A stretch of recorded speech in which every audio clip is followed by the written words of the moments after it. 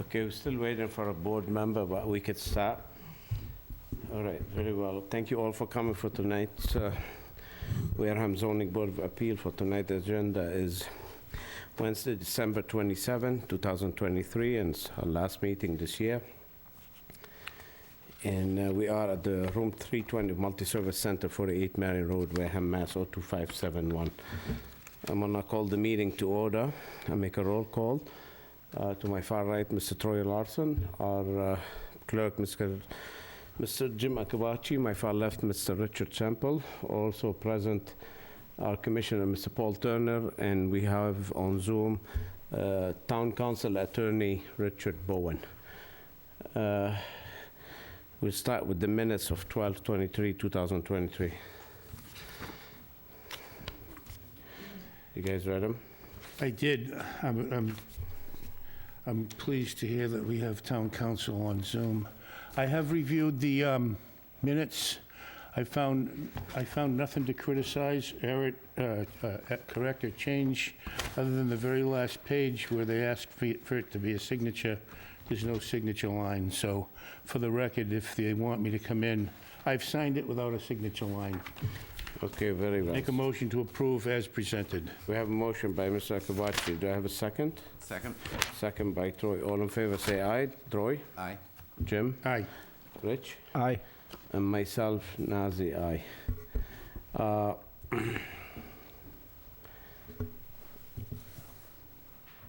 Just for everyone here for hearings, we have 4 board members. You have the right to be heard with 5 board members. So what we could do, if you don't want to go ahead with 4 board members, we'll open it, continue it. We can even discuss it under the Mullen rule. Our 5th member can join in next time.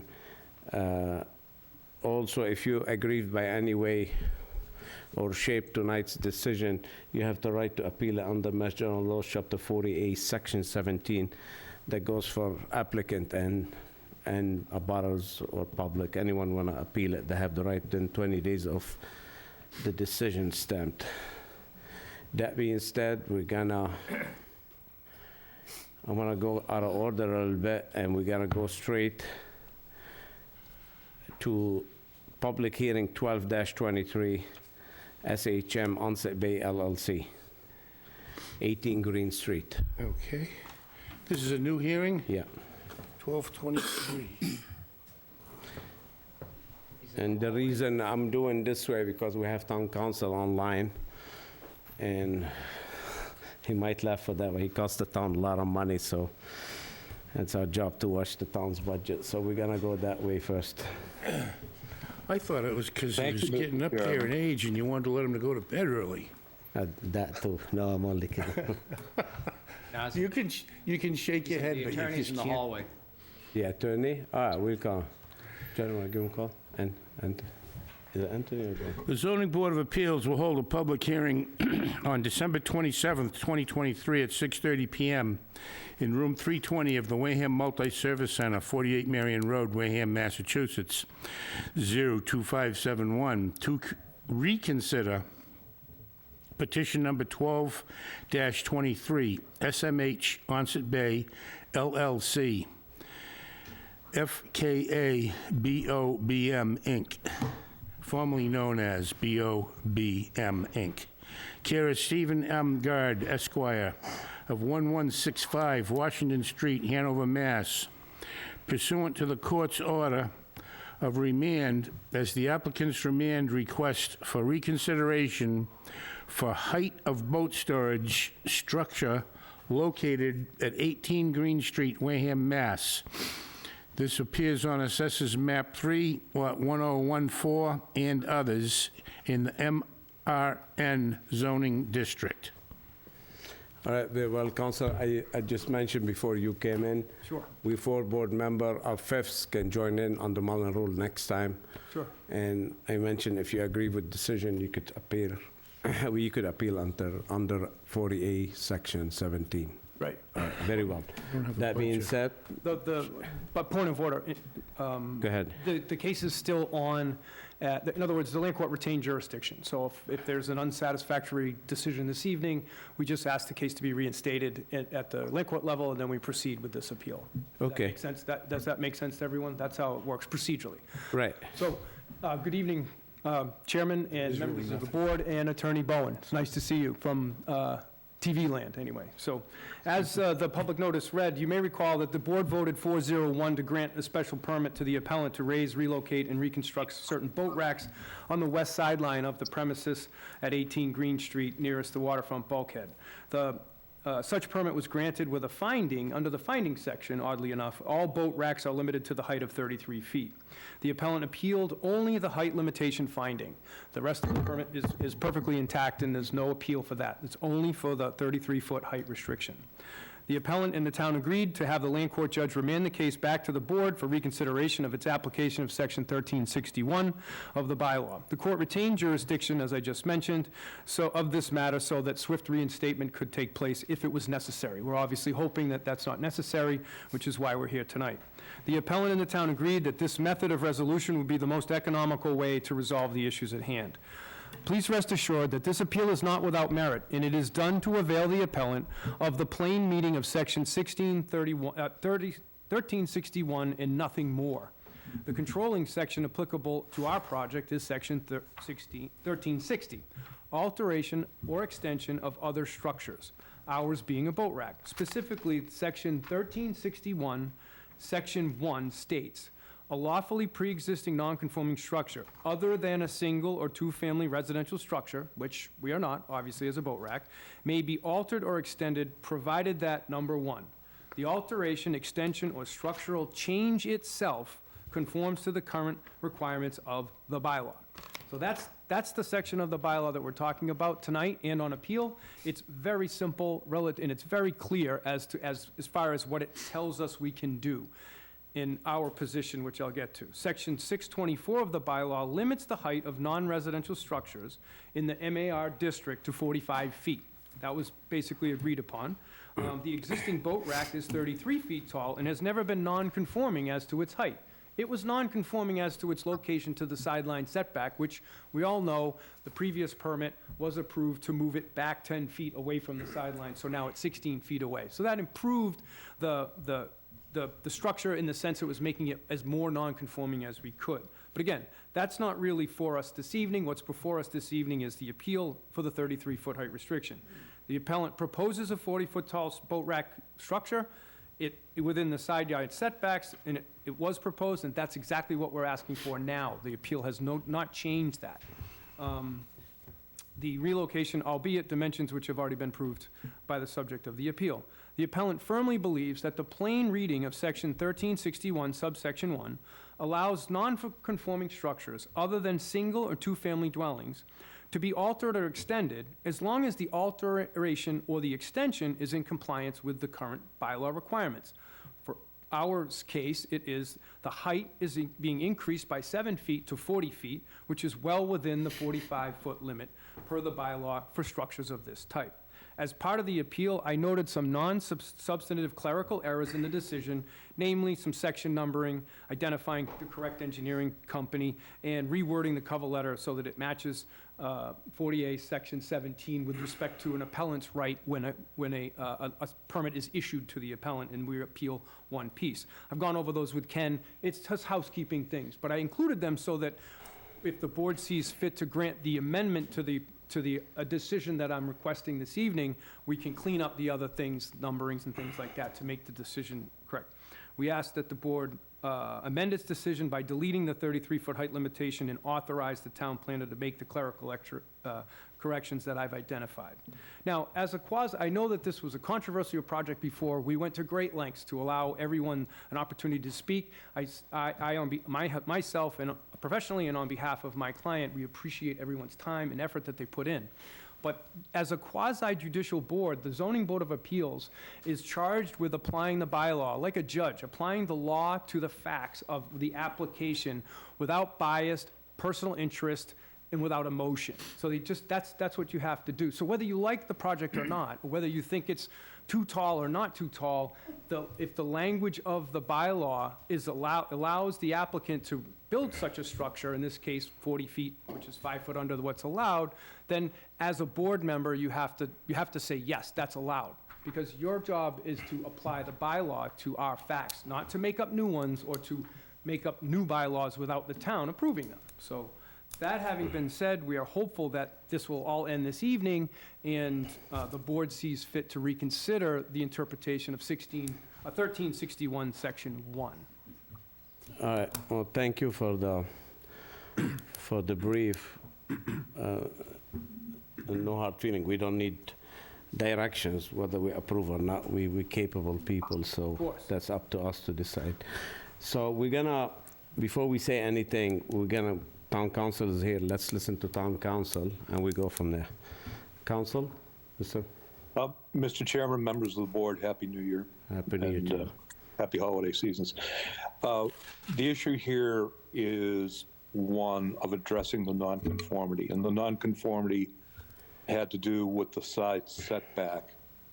Moving it back an additional 10 feet reduces the nonconformity. Under the definitions, the allowable height is 45 feet. That's not the issue here. So the only issue that was to be addressed was the side setback. You've approved that, and I think the applicant's counsel is correct in terms of your role in this matter and in terms of focusing in on what is allowed under the current height restrictions, which I believe he's correct. And I think this is one that you really want to take another look at. Thank you.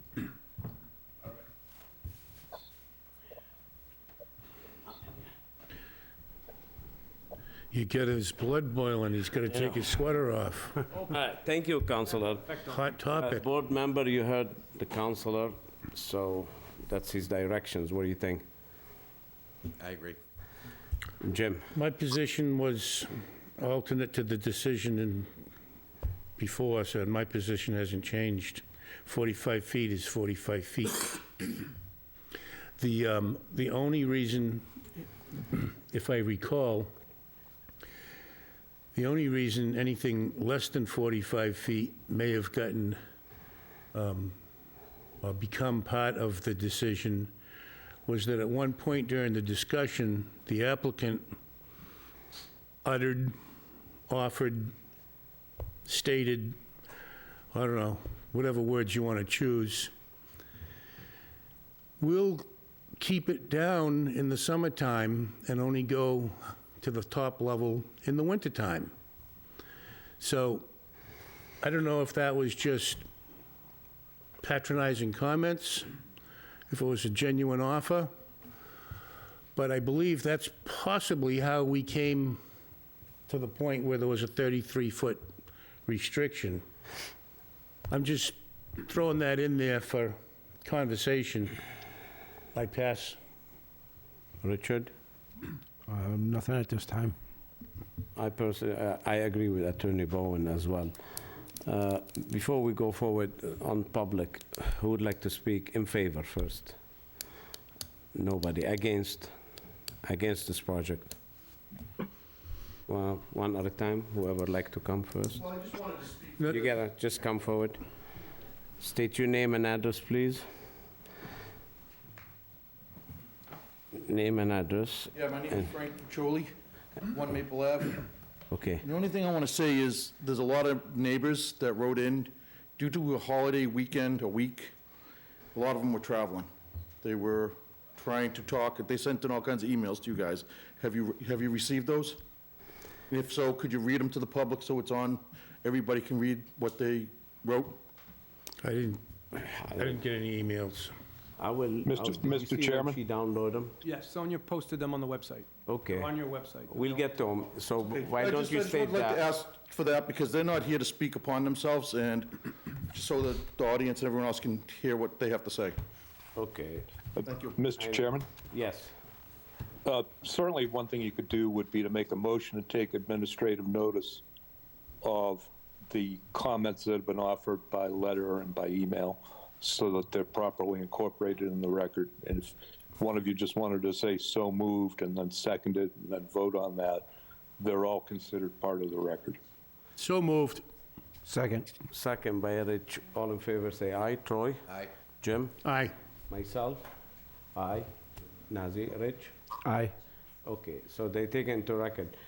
We, just to satisfy everybody, we're gonna read one for the record, so you guys are happy. I mean, let me see how many.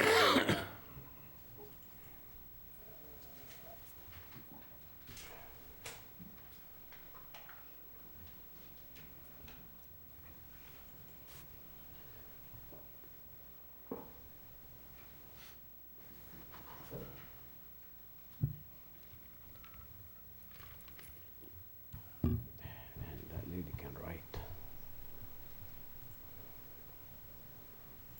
We have them right here. You have one in there? That's not this one, that's a different, That's a different pretty one? sure, I'm going by across the room recognition of what you're grabbing, but Oh, yeah, sorry about I think that. that's South Boulevard that you just Just put to your... all the abutters, I mean, I know it's a holiday for us too, so everybody been busy with their families, so we did a lot of efforts to show up tonight to help everyone else, so you guys gotta bear with us. I think that Sonia sent me an email with the link, and I only saw one letter with a bunch of attachments, meaning From like... Mrs. Helmsley, I guess? Yeah, I'm here, I can actually read that. if you Yeah. guys- Even better. Yeah, you make your life easier, or just summarize it. Um, All right, great. yeah, just take a seat and state your name. Hi, Rebecca Hemsley, 12 Green Street, direct abutter to Safe Harbor Marina. I did submit an email, and I would appreciate, again, echoing Frank's request to have those emails actually read tonight in this public forum so that everybody can weigh in on the situation appropriately and fairly, because we're all here to do that, I believe. Right, but you could I'll read my... read your thing, right? I am allowed, yes, to speak, so I did send in the attachments that you were probably referring to with an update on what's been going on since we all last sat here together at the marina from May 23rd onwards, and echo the fact that there was no effort made on Safe Harbor's part to ensure things like that top rock not being used, and also other things like signage for feasibility studies for extra membership, including, an additional 32 racks. So here's my email I sent. 1 second, ma'am. What is it? Oh, okay, for the record, Ms. Debonese is online as well, so you have 5 members. Go ahead, ma'am, Excellent. sorry. Welcome, Veronica. This is my email, I'm just going to read that. As a direct abutter, 12 Green Street, onset, I write with concerns regarding the upcoming meeting on December 27th to reconsider petition number 12-23 SHM Onset Bay LLC pursuant to the court order of remand as the applicant's remand request for reconsideration for height of the boat storage structure located at 18 Green Street, Wareham, Mass. Last week, I emailed John Boone and Greg Lavin at Safe Harbor Marina and asked for an update on what to expect at the 12/27 meeting, yet to have a response from them. I respectfully request from both parties an explanation of the sequence of events since the meeting on May 24th, 2023, where the ZBA ruled Safe Harbor Marina not to exceed the 40-foot height restriction. I also respectfully request that the scheduled hearing, December 27th, be delayed until the ZBA provides me the documentation to support the reconsideration request and answers to my questions highlighted below. At the meeting in May, I encouraged Safe Harbor Marina to be accountable for their corporate standards, their commitment and claims to be an upstanding steward and partner in communities such as ours, apparently not as affected as I had hoped. As there has been no progress in communications since, only a continuing series of disregard for procedures, protocols, negligence of law, and discretion for their impact on their community and next-door neighbors. Here are some highlights. Those are therefore in these photos. In fact, they proceeded with building the west racks above the height restriction after the ZBA legally ruled against it in May. They stacked the completed east racks with boats and the top tier level they swore up and down not to use with the photo below without an inspection, and despite their repeated claims at just the April 26th meeting that they would not be stored on the top rack of either tower. You can refer to the YouTube video. I wasn't there at the meeting, so I never got notified because of the green mishap. It goes from 117.33 to 118.43 approximately, where I'm questioned by the board on the height. Safe Harbor responds they won't go above that top rack. They go underneath the top bar, correct, Greg? Yep, responds Greg. I believe the engineer somewhere around 118 reiterates that we are not going on top of this. You can see from the photographs that they were stacked on the fourth rack. They always anticipated using them, even if they're going to take them down in the wintertime or what have you. Anyways, they proceeded. So, sorry, I lost a little bit there. But during this performance of the YouTube video, there's also quite a lot of confusion as to what the height restrictions are, what the actual height of the racks that are being built are, what the pre-existing ones were. We hear council toss out 40 feet, their engineer 43 in reference to the new height of the new racks, and then I hear 32 and 35 between them when noting the pre-existing racks, the bylaws, the pre-existing. They hardly make a straightforward argument and refer to the height as if it has no significance or bearing to their argument or on the impact of their surroundings. Again, they stacked the east racks without a building inspection, the top level, and without approval that they were actually safe. The fire chief, Wareham or Onset, I don't remember, I called both, told me this when I called concerned about the oxygen, the fuel pods, and other explosive materials stored against the Bigelow's fence and within 50 feet of my own property line for months during the summer. The fire chief assured me that they had the proper permits in place for those, only ordered all operations to cease that day and the boats to be removed from the racks immediately until engineered drawings were submitted and it was structurally bolted down because he said it wasn't. Inspections and approvals were not in place. It's no surprise that the fire the very next day was a disaster and a miracle that no one was hurt any worse than they were. Emergency vehicles couldn't get down the street. The dock fire water pumps weren't working. The fellow whose engine blew up couldn't be found for at least 20 minutes. Now imagine that with 2 towers of 4 tiers of boats, literally filled with fuel, surrounding an engine, on fire, startled people, and nowhere to move.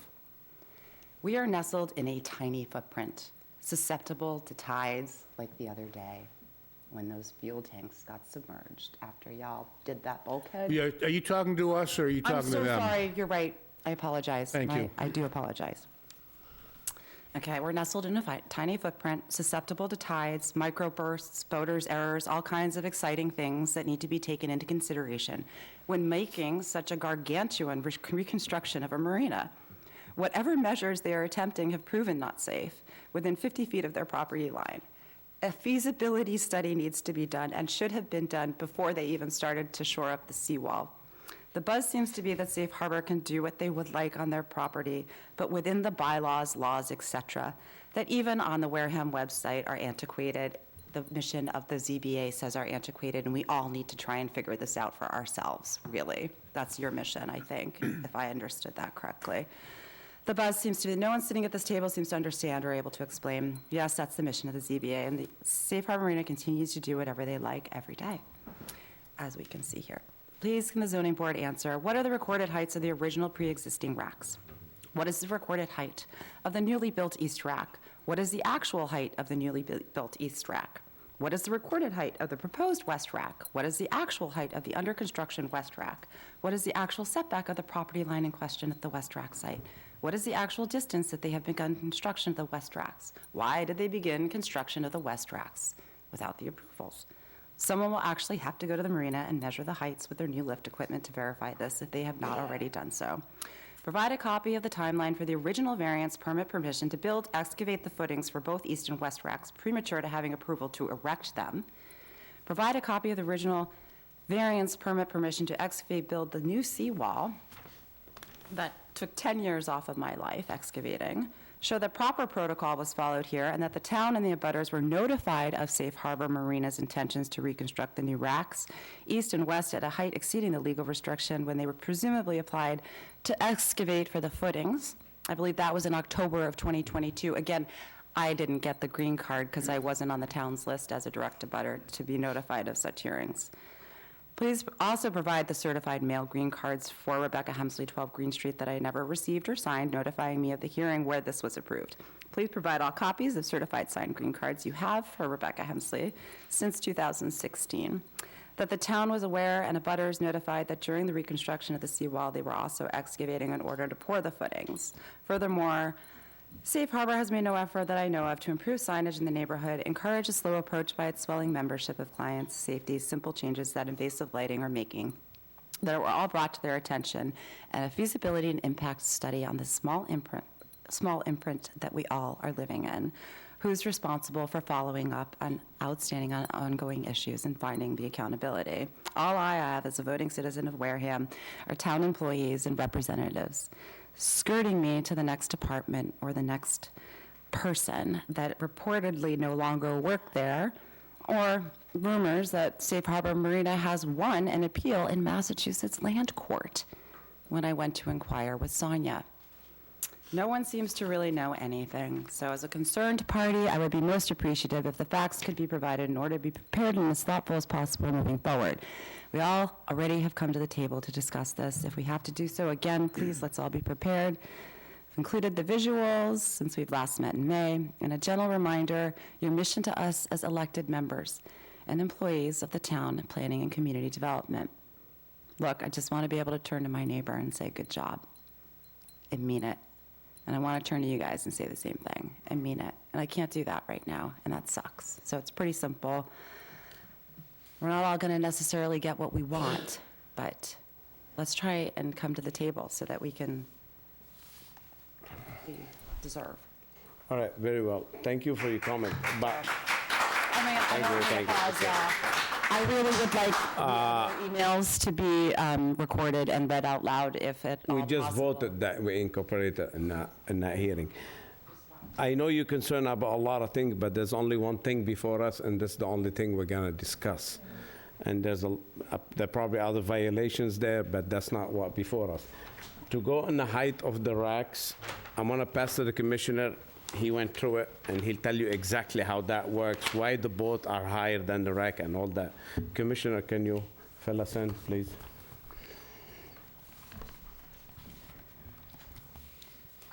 Just your name for the record, Paul.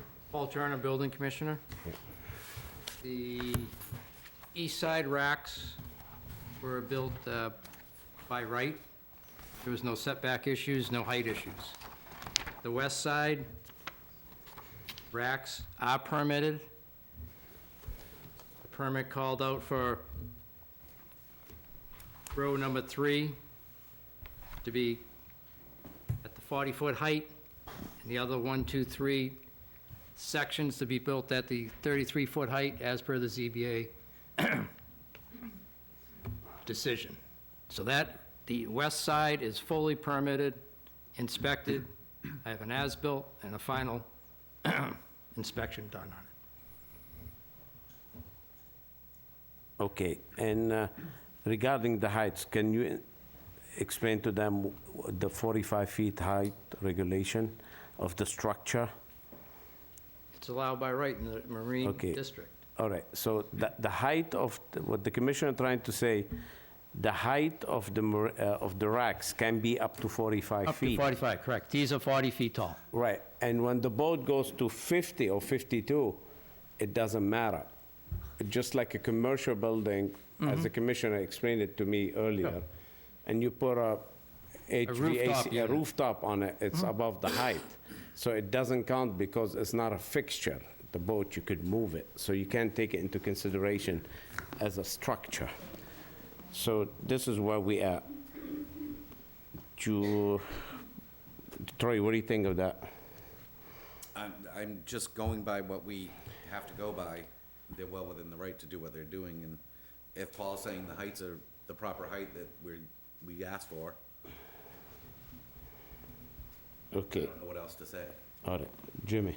I think it's time to call the question. Let's just take a vote. 1 second. Rich, No, I'm all set. Veronica, unfortunately, it sounds like a lot of what was brought up tonight is really not our purview, and we really can't do much about it as a ZBA board. Okay, very well. You heard the board feelings. What else, anyone in the public want to say something before we close? You heard our town council, you heard the feeling of the board, most of the board's feelings. Anything else you want to say before we close? I make a motion to Naz, close the I have a pub... question. Oh, Who? who's talking? Yes, It's Go Veronica. ahead. Go I ahead. have a question regarding, I guess, what was done at the marina and whether or not we had it reviewed by our own engineer, the town engineer. Just a thought to, what's going on. I think that the neighbor has a lot of good points, and even though we don't have a lot of say on what's going on there, we can make suggestions, I guess, and hope that somebody's going to listen. I agree. In other issues, I went by, I see a few things that I didn't like. I want to ask one question. Are you the manager, sir? Yes, sir. What's your name? Jason Haywood. Jason. That fuel tank, was it replaced new or old? The fuel tank behind the building, is that old or new? The AST is brand new. That's brand new. And did you need permitting from anybody to do this? I need what? Permits from somebody? Absolutely, yes. From who? Conservation Commission, Fire Department. Okay. Was there a previous tank there? It was before my time. I think the previous was a UST, was an underground, I think. Okay. That got removed. All right. We will check on this. We're not gonna give an answer on this, but I believe, I'm not sure. It's a short, I just saw it on the picture that it wasn't there when they're doing construction. That's why it triggered my attention. I'm looking through pictures and I noticed the tank that wasn't there, so I thought you all had it all along, but apparently it's new. Those fuel tanks have been there a couple years now. It's fully permitted and Right, but I believe they're fully permitted by certain department. I believe, don't quote me on this, you might need a site plan review for that with the dispensers. I believe, I'm pretty sure, I but, think it's all, okay, but well, absolutely. it will be us, I don't remember coming before us, but we will check into this. We're not gonna close this public hearing tonight. I personally am in agreement with town council and new council on the racks. I don't know the rest of the board, but we'd like to keep the public hearing open, digest it a bit. And again, we're only here for the racks. We're not here for the fuel tank, nor for the fire that happened or the debris. These are certain department have to go cite the violation to come before us, or planning, or fire department, or conservation. I don't know who's the proper board. That will be cited and directed to the proper board. That being said, If I yes. Yes, Councillor. Oh, I was just gonna. Now, Attorney Bowen, if you don't mind. Go ahead, Councillor. I think your mic might be muted, Attorney Bowen. Thanks, Jim. Appreciate it. Mr. Chairman, you're right that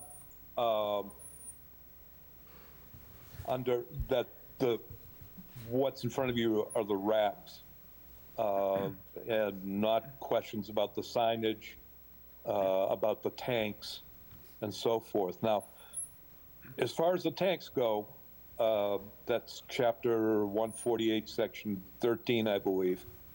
To get tanks, you have to get a permit from the Board of Selectmen, and you have to file an annual statement with the fire district. So if there was an increase in the amount of storage that wasn't permitted under the existing permit, that's a separate process, and that would be a problem. I'd recommend that any inquiries on the tanks be pursued under the Chapter 148, Section 13 process, and probably start with the fire district, since they get an annual statement, and to refer it to them for investigation, just to make sure that the permitting is current. I mean, I assume that the applicant followed the proper process when the tanks were changed. I think that's the kind of thing that can and should be confirmed through going to the appropriate officials, which, again, would be starting with the fire district. An annual statement has to be filed, so all the documents are going to be right there. Thank you. Thank you, Councilor. I do agree that the selectmen issue the permits.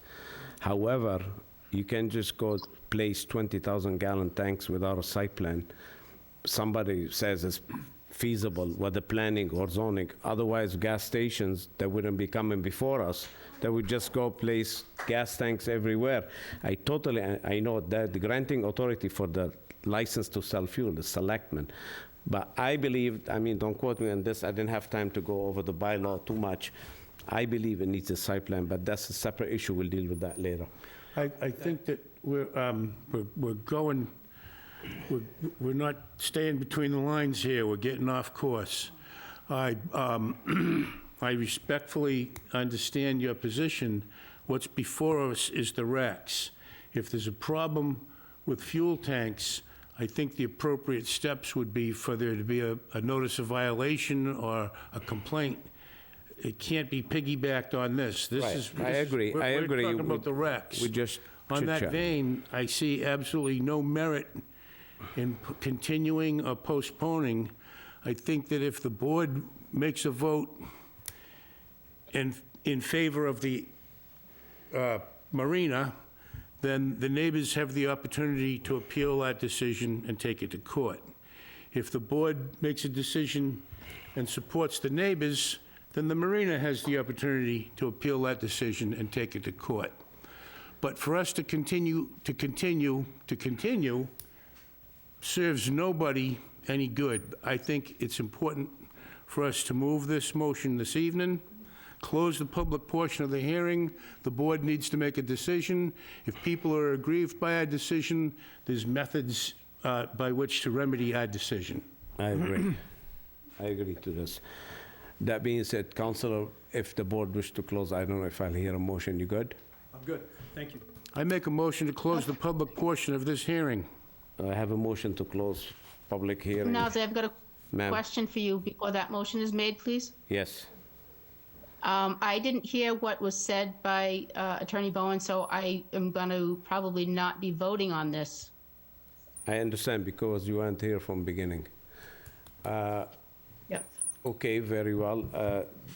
This is a chance you're gonna take. You're gonna get 4 out of 4, or you're gonna wait until next time to review the tape and she come back and fill up an application, a form that she heard the takes. You wanna go 4 members? I would like to, I appreciate Veronica's suggestion that, you know, she wouldn't be able to vote with a full understanding of what happened this evening. We are willing to take the 4. You willing to take 4? Okay, very well. So we have a motion to close public hearing 12-23 Onset Bay LLC for 18 Green Street by Mr. Jim Akabachi. Do I have a second? Second. Second by Mr. Richard Sample. All in favor, say aye. Mr. Troy Larson? Aye. Jim Akabachi? Aye. Veronica Debonese? Veronica Debonese? Abstain. Abstain. Rich Sample? Aye. And myself, Nazir Kalasi, aye. It's closed. I make a motion to alter the decision, the prior decision, remove the language in our decision that restricts those racks to 33 feet, and allow the applicant to work within the bylaws of the town of Wareham. Okay, I have this motion by Mr. Jim Akabachi. Do I have a second? Second. Second by Mr. Troy Sample. All in favor, say aye. Mr. Richard Sample? Aye. Just, Troy Larson? Aye. Jim Akabachi? Aye. And myself, the chair, Nazir Akalasi. It carries 4, and, sorry, Veronica Debonese? Well, she can't vote on it, she Abstain. can abstain. Okay, very well, 401, it carries. Thank you very much. And by way of clarification, we can fix those typos, right? Everybody's good with us Yes. fixing the typos? Fine. Correct, very well. We're gonna move to continue public hearing 39-23 Wareham LLC, 3020 Cranberry Highway. Counselor? Good night, Mr. Chairman. Good night, Board Oh, members. sorry, for the record, for previous vote, that's Troy Larson Patty. Troy Larson, not Sample, and Richard Sample. What'd you do? Troy Semple, what'd He you do? Reese peanut butter cupped us. And I've been away from it for so long. All right, so 39-23 Wareham Cranberry LLC, public hearing still open, Counselor? Absolutely. We're at what's your wishes? 3923? You want to continue? I would like to continue, Till when? and I know, till the 24th. January 24? Yes, and I want to give you reasoning for that. We have a new end user, so things obviously change. It's still going to be the same application with the drive-through, but it's a new tenant. Okay, So things kind of got shifted around, so I would request additional time till the 20, that's the Wednesday, right? 24th? 24. We have the 10, but 24. I want the yeah, 24, please, okay. Yeah. All right, can we continue 39? So moved. Okay, we have a motion by Jim to continue 39-23 till January 24, 2024. Do I have a second on that? I'll Second. Second by Mr. With Richard an Sample. All in agreement to an favor, say aye. extension? Troy? Aye. Veronica? Veronica? Can we get an extension on that for time? Yes, she will Deadline? give us this extension, time performance extension. Well, January 31st is the end of this one. Would you like the end of February on that, another month after? Yeah, give it a month after that. Yep, absolutely. Okay, very well. Thank you, Veronica. So are you in for the extension? Yes, Okay. Jimmy? Aye. Richard? Aye. And myself, aye. So that's continued till January 24, and that is, you guys gotta bear with us a bit. Highway. Okay, this is. Okay, very well. Next, continue public hearing 45-23, Mr. Joshua D. O'Leam for 2613 Cranberry Highway, 2613 Cranberry Highway. Okay, very good. Councilor name and address for the record. Public hearing is still open. 191 Main Street in Wareham, and I represent the applicant. Okay, very well. Same, I'm LEJC Engineering. Okay. All right, Councilor, public hearing is open. It's yours.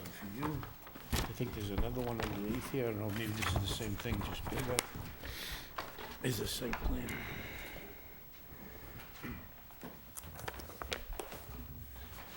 Okay, all set. You know, my client has given a lot of thought to his business that he wants to do here in the town of Wareham. As you know, he owns the property. He's owned it for a couple of years now. Came in with a plan showing like 30 cars on the lot. He doesn't need that. He doesn't want that. He can live with 9 or under and conduct the business he wants to conduct. He's looked at his model, and he buys cars, some of which are saleable as Class 2, some of which are not.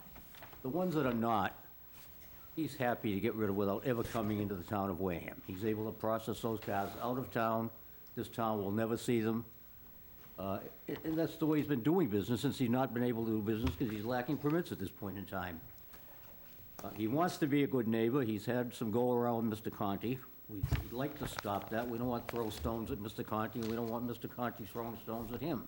And that's one of the big reasons for the cutback, is to be a good neighbor.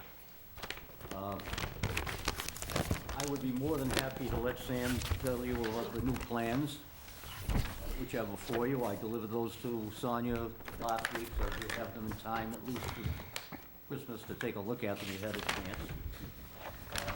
I think they're practical. I think hopefully they'll resolve this issue for once and all. All right. I'll let Mr. Sam give us a brief. But right now, you have a lot more than 5 cars. How are you gonna do business with less cars? You downsizing? Pardon me, Nazzy? Mr. Diolim downsizing, he's got a lot more than 5 Yes, cars on the lot now. He's gonna live with 9 cars or less, that's all there is to it. Oh, I think, you know, All right, let's hear it, Mr. Sam. Yes, so, plan changes, the plan in front of you since the last time we were here. The major key here is we decided to eliminate one of the garage bays. We had 2 garage bays, we're gonna go down to 1 garage bay, putting our total parking count on the property to 9 spaces. Addition to that, we've also increased our landscape buffers along the west side and the north side as well, keeping 10 feet along the entire west side with the exception of where the existing garage currently sits, and 20 feet off the rear of the property to the residential properties in the back. Also, by doing this, we're able to eliminate some pavement and restore some of the gravel parking area in the back, which brings down our impervious lot coverage back below the required 60%. Would be happy to answer any questions. How many bedroom the house on there? It's a 3-bedroom house. So, and 1 garage, 1 office? 1 garage, 1 1 office, 200 square feet, by the way, that measurement came in. Okay. It's under 40, okay. So if that's the case, you need 2, 5, you need 6 spaces. And you have outside 1, 2, 3, 4, 5. A minimum of 6. And you have 1 in the garage, so 6. We agree with that. Okay. So you're telling us you don't need a site plan review for that? That's correct. This All is a right. young kid just starting out life. Site plan review is overwhelming, and he doesn't need the great number of cars that showed on the initial plan that we filed with his application. Okay, let's hear what the board says. I'll get back to me. Troy, I don't have any questions right yet. Jimmy. I've never been approached to this project. I simply was concerned about what the scale was going to be. I think I'm very satisfied with what Mr. Diolam wants to do on the property right now. Veronica? No comments. Richard? Nothing at this time. So, what you're looking from us, he wants to get a car license, dealer car license? Yes, he needs a special permit. For a That's special, not from us, though. yeah, it is. Special permit for the car license, yes. We grant car licenses? No, we grant the site, Oh, and I think he would need 1 we variance. grant the special permit, then he go to selectmen and get Okay. it, That's if they correct. wish to That's give it. correct. Right, they're the granting authority, right, but they need the That's the special way I permit. discussed with Sonia. She asked, Correct, you know, correct. we go to selectmen first. I Right, said, I don't think I detain you. Now, This board acts. I'm gonna ask the commissioner, Paul, how many violations do you have there? Have you ever cited that place or a violation?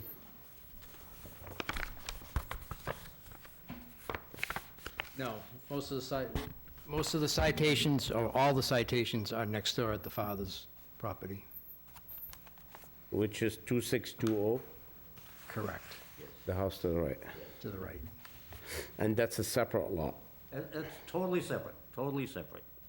All right. Okay, very well. That being said, I'm just gonna open to the public. Who's on the public in favor of this matter first? In favor, okay, none. Against this matter? Mr. Conti, you wanna come forward, please? Could I have a chair and a mic? You could sit next to the commissioner.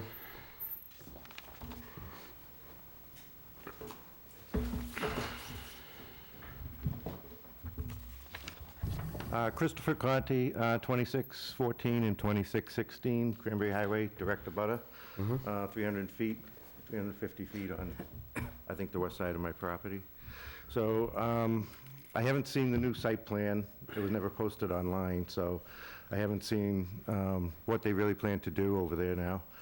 I was a little confused on the application, on what they're applying for a special permit. Is it automotive sales? Is what they're applying for? Because I know on the application it said motor vehicle service and sales and towing. So I'm kind of interested on, is that all they're applying for? Because I know they were denied in April, motor vehicle service. So I just want to make sure that that's clear, that what they're asking for is just motor vehicle sales. Well, just to be clear, when you apply for sales, repairs come with it. Okay. When you get a special permit for sales, No towing with that, right? unfortunately, when you have a repair, Counselor, no, Counselor, can I? When you have repair, also towing come with the repair. That's the thing. That's not how it's listed, I thought, in our zoning bylaws. Our It's two zoning separate- bylaw says if you go strictly towing, you gotta be in the industrial park. But if you go repair, you could add towing to it. But we have two special permits. We have one for motor vehicle service and one for motor vehicle sales. Correct. They're two separate, so you're going to grant them two permits? Well, It doesn't say anything in our bylaws that I saw where it includes motor vehicle repair on service, I mean, on right, sales. well, like I said, if we grant the special permit, we grant the garage and the sales, and he built the garage with the water oil separator and floor drain and all that, it becomes automatic repair. So he's not building a separate garage, right? He's just using the existing one, he's gonna get rid of the bay, probably closest to my I'm house. gonna give you one, Troy, do you mind giving that? He's proposing one big garage and office space under 400 square feet. When it's under 250, it requires one parking for the office, and the garage requires 5. That makes it 6. The house requires 2. That makes it 8. He put one in the garage. That makes it 7 outside. So 1, 2, 3. He has 5. You gotta show 2 more cars outside, which is still under 9 cars. If I may, too, I know you told me to Yeah. be quiet for a minute, but the bay we're closing up and abandoning completely, it's gonna be just totally vacant, is the one closest to Mr. Conti, once again, in the hopes of getting along with Mr. Conti. All right, so you're not doing repair? There's gonna be one bay, that's why we have the 5 vehicles. But it'll be minor repairs. There's nothing major being done there, but it has to be. It has to be to get... Which one you closing next to Mr. Conte? It's not in the plan? Are you taking it down? Is that a building you're taking No, down? no. Just the There's- garage There are 2 opening. bays in the building. We are totally closing up one. We're gonna seek a building permit from Paul and just frame it right in and close it up like it was never there. Okay, Trying to get rid of the But we'll have overhead only doors. one bay. okay. All right, So I would also say, I think there's a two-family there. Since for over a year, somebody's been living upstairs. I know the tenant that lives downstairs, he was there when I moved in. And they have somebody else living upstairs. So I believe that's a two-family building right now. what's the tax assessor say, 1 family or 2? It's a single family. It's the same. If in their violation, we have to investigate, but I know it's a 1 family on record. I know it's a one-family on record, but what I'm saying, they turned it into a two-family. Well, we'll have to investigate that, apparently. We're not gonna give a vote tonight, that's for sure, but we're definitely gonna have to approach this matter.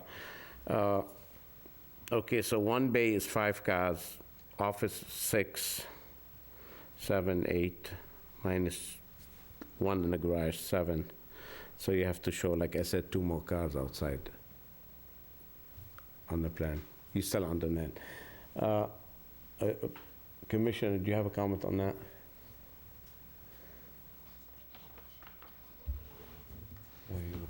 I'm looking, we're at CG, right? On the, Yeah. What do you see? What do you think? What is the applicant actually applying for? Is it going to be service or sales? Sales, but service accompanies that. Well, they're both allowed by special permit and zoning. That's correct. That's, what year is this one? it's the brand-new one. Okay, maybe I'm not aware of this one, so you're gonna have to apply for both. Previous bylaws, Yeah. when you open a dealership, repair comes along with it. In the new bylaw, it says, the 2023, April 24, it says, they both allowed use, but you have to get special Two special special- permit for each. You don't even each have for a each. copy of that. That's the only copy of the new bylaw. Nobody, Nobody really have it. So you're still within the right number of parking lot, but it's not gonna come along with the, that's a new bylaw. My previous one is 21. It didn't have that. We used to be, they were joined together. right. Can you look for towing in this one, just to make sure? Can I do what? Towing. Is towing in there? Find it, can I see if it's, If you can. I don't think it's in there, but Mr. Chairman, Yeah, towing comes along with motor vehicle service. yeah, that's what I thought.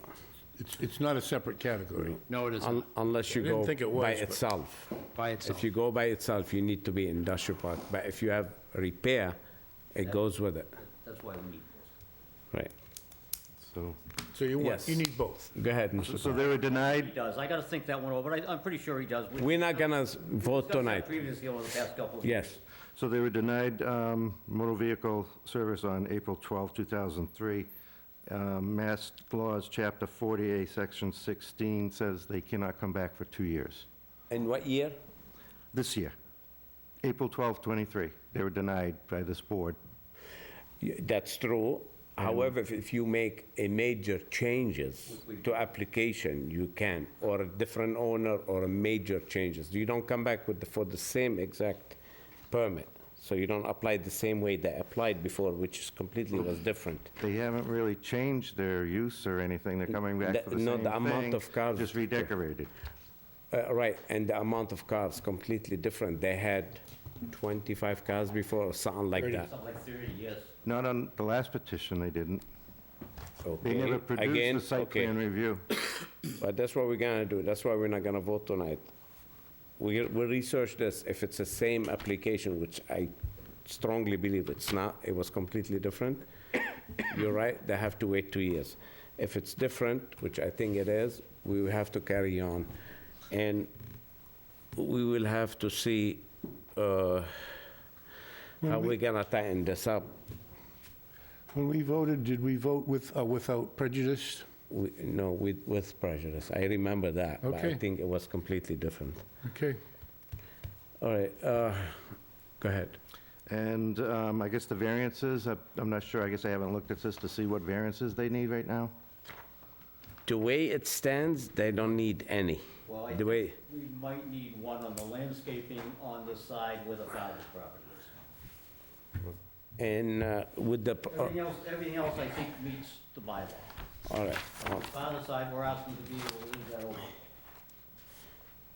But, one second. On the landscaping, because there's no site plan review, we can't make them do landscaping. So they don't have to obtain, because it's not, that doesn't trigger a site plan. Under 9 cars and under, doesn't trigger a site plan. Okay, I know they need one for lot area, they're required 40,000, they got 30,000. So I know it says it right here on that they'll need a variance for that, probably maybe the side setback. I haven't looked at this, I'm not sure, they going 10 feet at least over from my area? I believe that's have an existing 14. non-conforming lot, but let me look. That's it, general commercial, 6 density. What's the size for GC? I think you could do it 30,000, but let me look.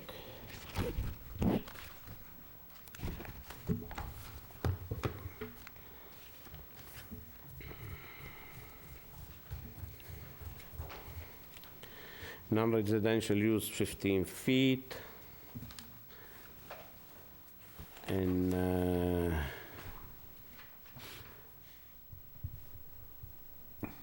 okay. All right, that's a good one.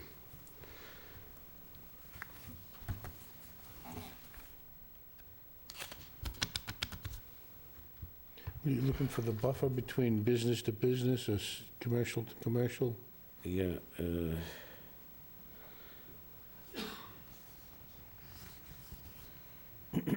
30, maximum 30,000, building coverage. This is good. Paul, do you see something? Commercial general? Commercial general, What are you looking for?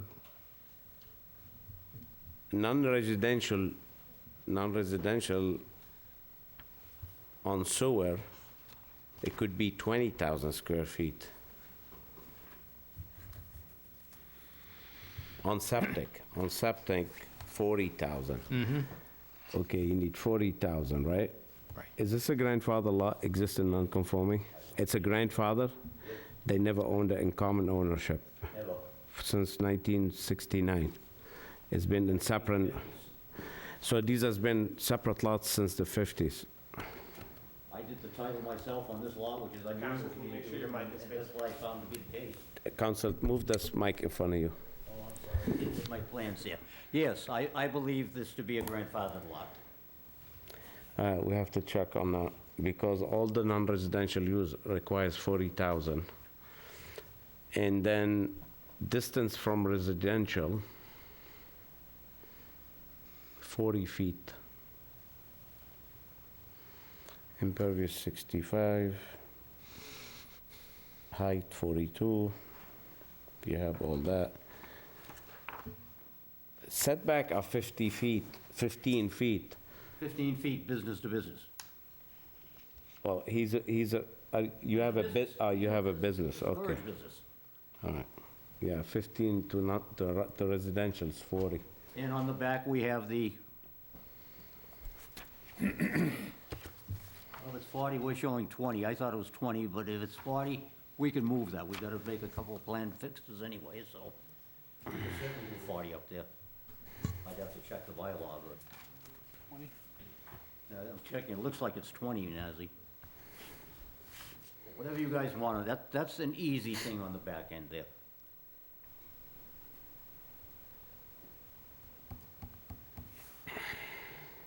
So All right, yeah. you would be coming to us and saying, I'd like a variance on the setback on the east border. Am I saying, if I got, Yes, the east, you're right. I had to think a minute. yeah, no, I had to Yes, too. on the east side, we'd be looking for a variance. Other than that, you need 2 special permits and that 1 variance. Everything that's it. else, I think that's you're it. conforming. I can stop bothering you people, he can go on with his life, and I think Mr. Conti will find it to be a I'd love to see Mr. Conti and Mr. Diolam go to the dance together. I really would. I would too, I would. You know, Well, couple of things. The buildings are existing, we know that, so we're not worried about the setback on that. Just the business. Why don't we let the commissioner do his homework for the next 2 weeks? Okay. And give us exact, how's that, Paul? Yeah, I haven't seen this plan. Right, on for 2000, you have the new one, right? 24, 2020. Yes, I do. It's a little confusing how it describes the giant commercial with setbacks and everything. And we have a chart that show, but I guess it's business to business, it doesn't matter. So why don't we do this? We'll get, Mr. Chairman? yeah, So to the east side, to the applicant's father's side, Correct. that's a residential property. Well, I guess it doesn't matter, if you're gonna consider granting me a variance, it wouldn't matter, but I suggest it's not a residential property, that, we're arguing over that one. I don't know who will win. well, that one. residentially zoned or Before you- residentially used? Use or zone? I cited the, I can't think of his name, the dad last week, 10 days ago, for illegal business at that location. It's a Okay. residential property. yeah, it says existing dwelling. Okay, why don't we study that further, we'll get back to you on that. That's fair enough. All right, fair enough. Anything before we go further? And we'll check, we're gonna need a letter from you saying this is a grandfather lot, certified by your office. And we'll check on the application that's a year ago. The commissioner would check on setbacks and all that, and we go from that. How's that? That's fine. What about the two-family? Something going to be done about We'll that? have the commissioner check on this. If there's a two-family, has to cite that, send a violation, and we go from there. That's not part of this application, though, is it? That would be a separate, No, it is, but if there's a violation, we can't go forward Okay. until it's rectified. I got what you're saying, So, yeah. Mr. Deolim, if you have a violation, we can't go forward until you rectify the violation. If you have a two-family going, you have to rectify it, or your application cannot go forward. Okay. All right, very well. So when do you like to come back, Council?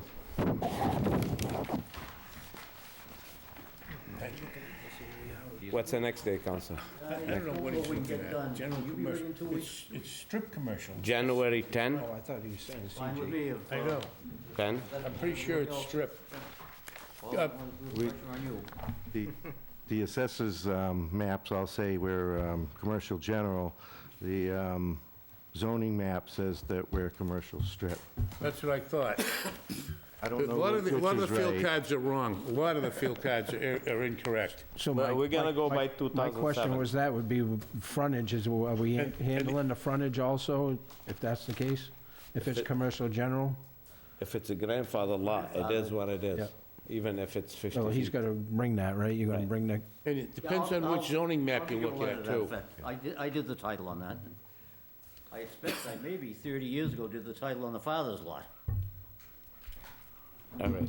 Yeah. So can we get a motion? Nope, Yeah. sorry. So what's the grandfathering part, grandfather part?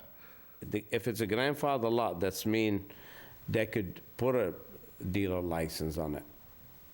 If it's not grandfather, it'll need a variance because they're changing the use, Grandfathered in which way? the size of it. The size of the lot? Right, if it's like, it could be up to 50 feet of frontage, 5,000 square feet, it could be grandfather lot. But if it's not grandfather, we changed everything. How do you know if it's grandfathered law? We don't know. We're gonna wait the counselor to write it up. Where do you look that up? That's a lot of work. That's legal work. That's gotta be done by an attorney. It's a lot of research, Okay.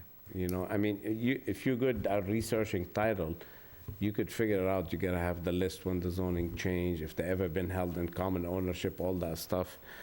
But usually if an attorney signs a letter and hand it to us, I guess he's the attorney, so.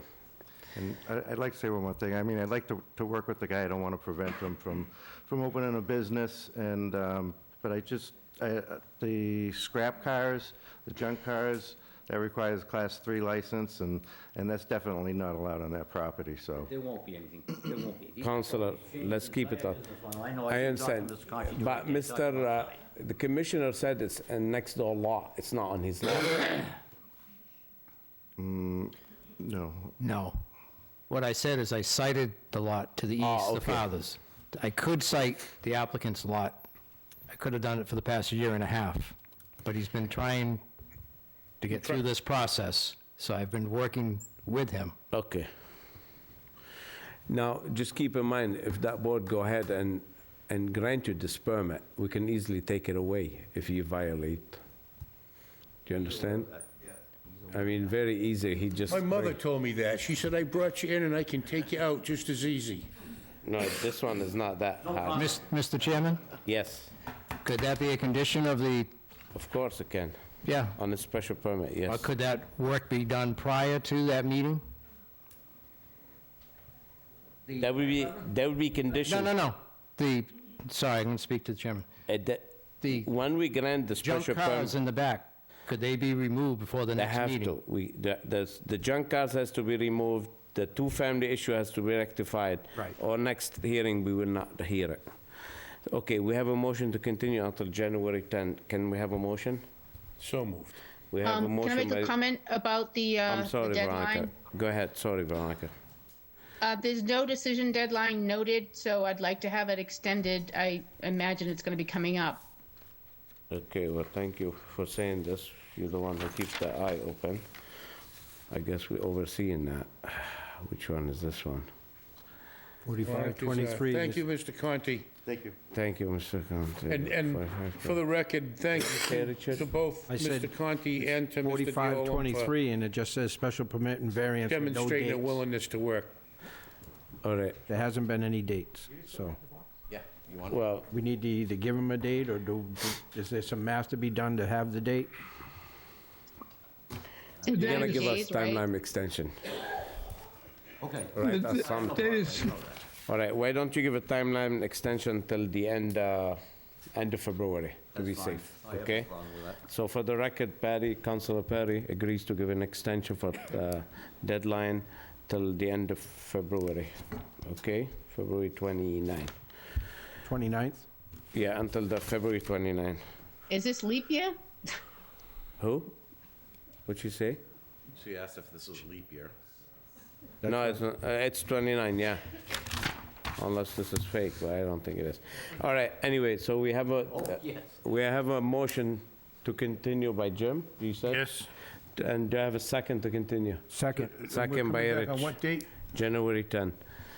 All in favor to come back for 45-23, 2613 Cranberry Highway on January 10, say aye. Troy? Aye. Jim? Aye. Veronica? Aye. Richard? Aye. And myself, Nazir, aye. We see you on the January 10, 2024. Thank you. And this was for the 10th, you said? January 10, yeah.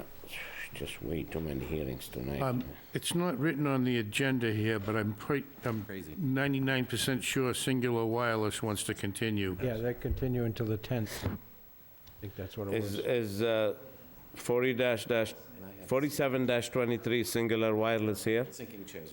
No, it's Continue all to been the 10th. email, Nazi, there's been all kinds of email back and forth, and Ken Buckland confirmed that they could It was continue. in the notes tonight that they were going to be continued. Do we have one here? Request for the 10th, or I can wait. To January 10th. Do we have one, Jimmy, somewhere? What's that?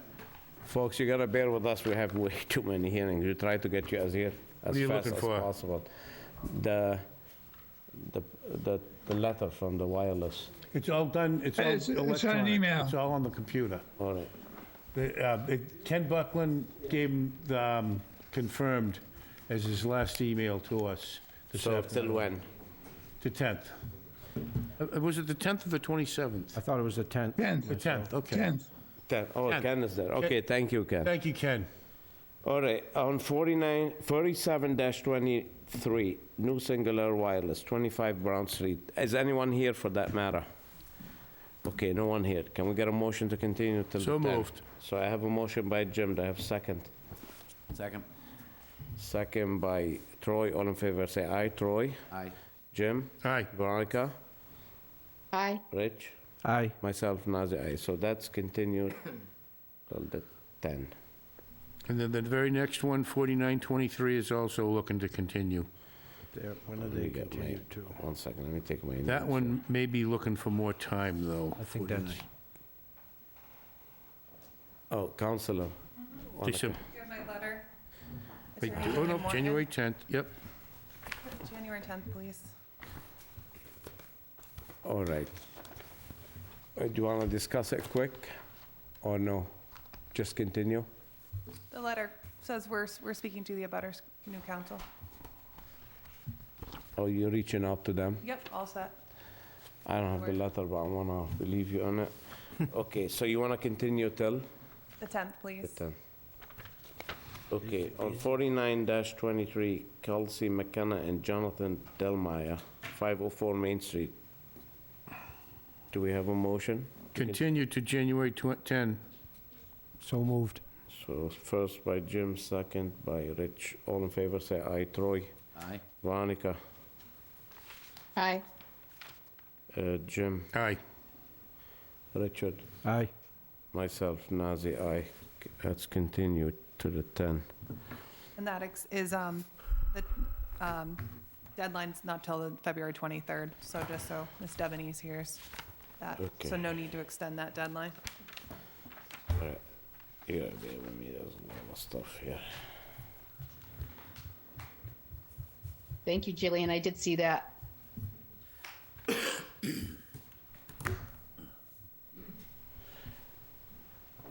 Okay.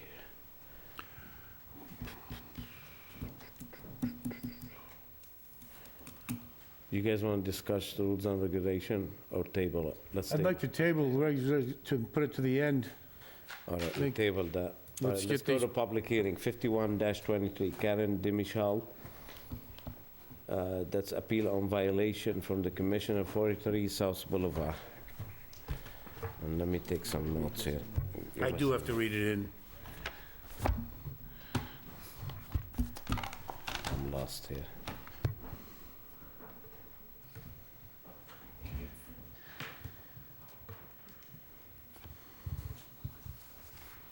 And this is for you and Richard. This is for you. I'll take one for myself, just to make it look like. And I'll take these. The Zoning Board of Appeals will hold a public hearing on December 27th, 2023 at 6:30 PM in room 320 of the Wareham Multi-Service Center, 48 Marion Road, Wareham, Mass. 02571, to consider petition number 51-23 for an appeal of the building inspector notice of violation under MGL Chapter 40A, subsection 15, and under the Wareham zoning bylaws to Karen DeMichelle, care of Jillian Morton, Esquire, of 184 Main Street, Wareham, Mass., for the property located at 43 South Boulevard, Wareham, Mass., which appears on Assessors Map 1, Lot 10, in the Onset Village 2 zoning district. Very welcome. And if we give Richard just 1 second to get back in the room, I think he'd appreciate it. And here he comes.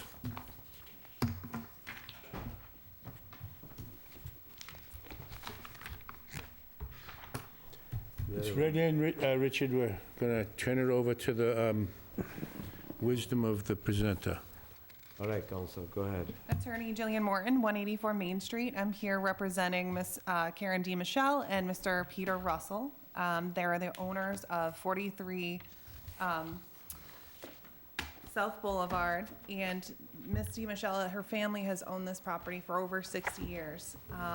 Unfortunately, we're here in front of you today asking for an appeal from the notice of violation that our commissioners issued. There's a lot of history with this this case, so I hope you had some time to review the packets, and that way, you know, instead of going for the, I want to kind of go for the timeline because I think that will let you know what's going on. So, the violation we're here to just start with is that there is a violation for my clients who have erected these poles, which are made out of mahogany, and they lift up curtains when they are in their residence, which is only about 30% of the time when they come down.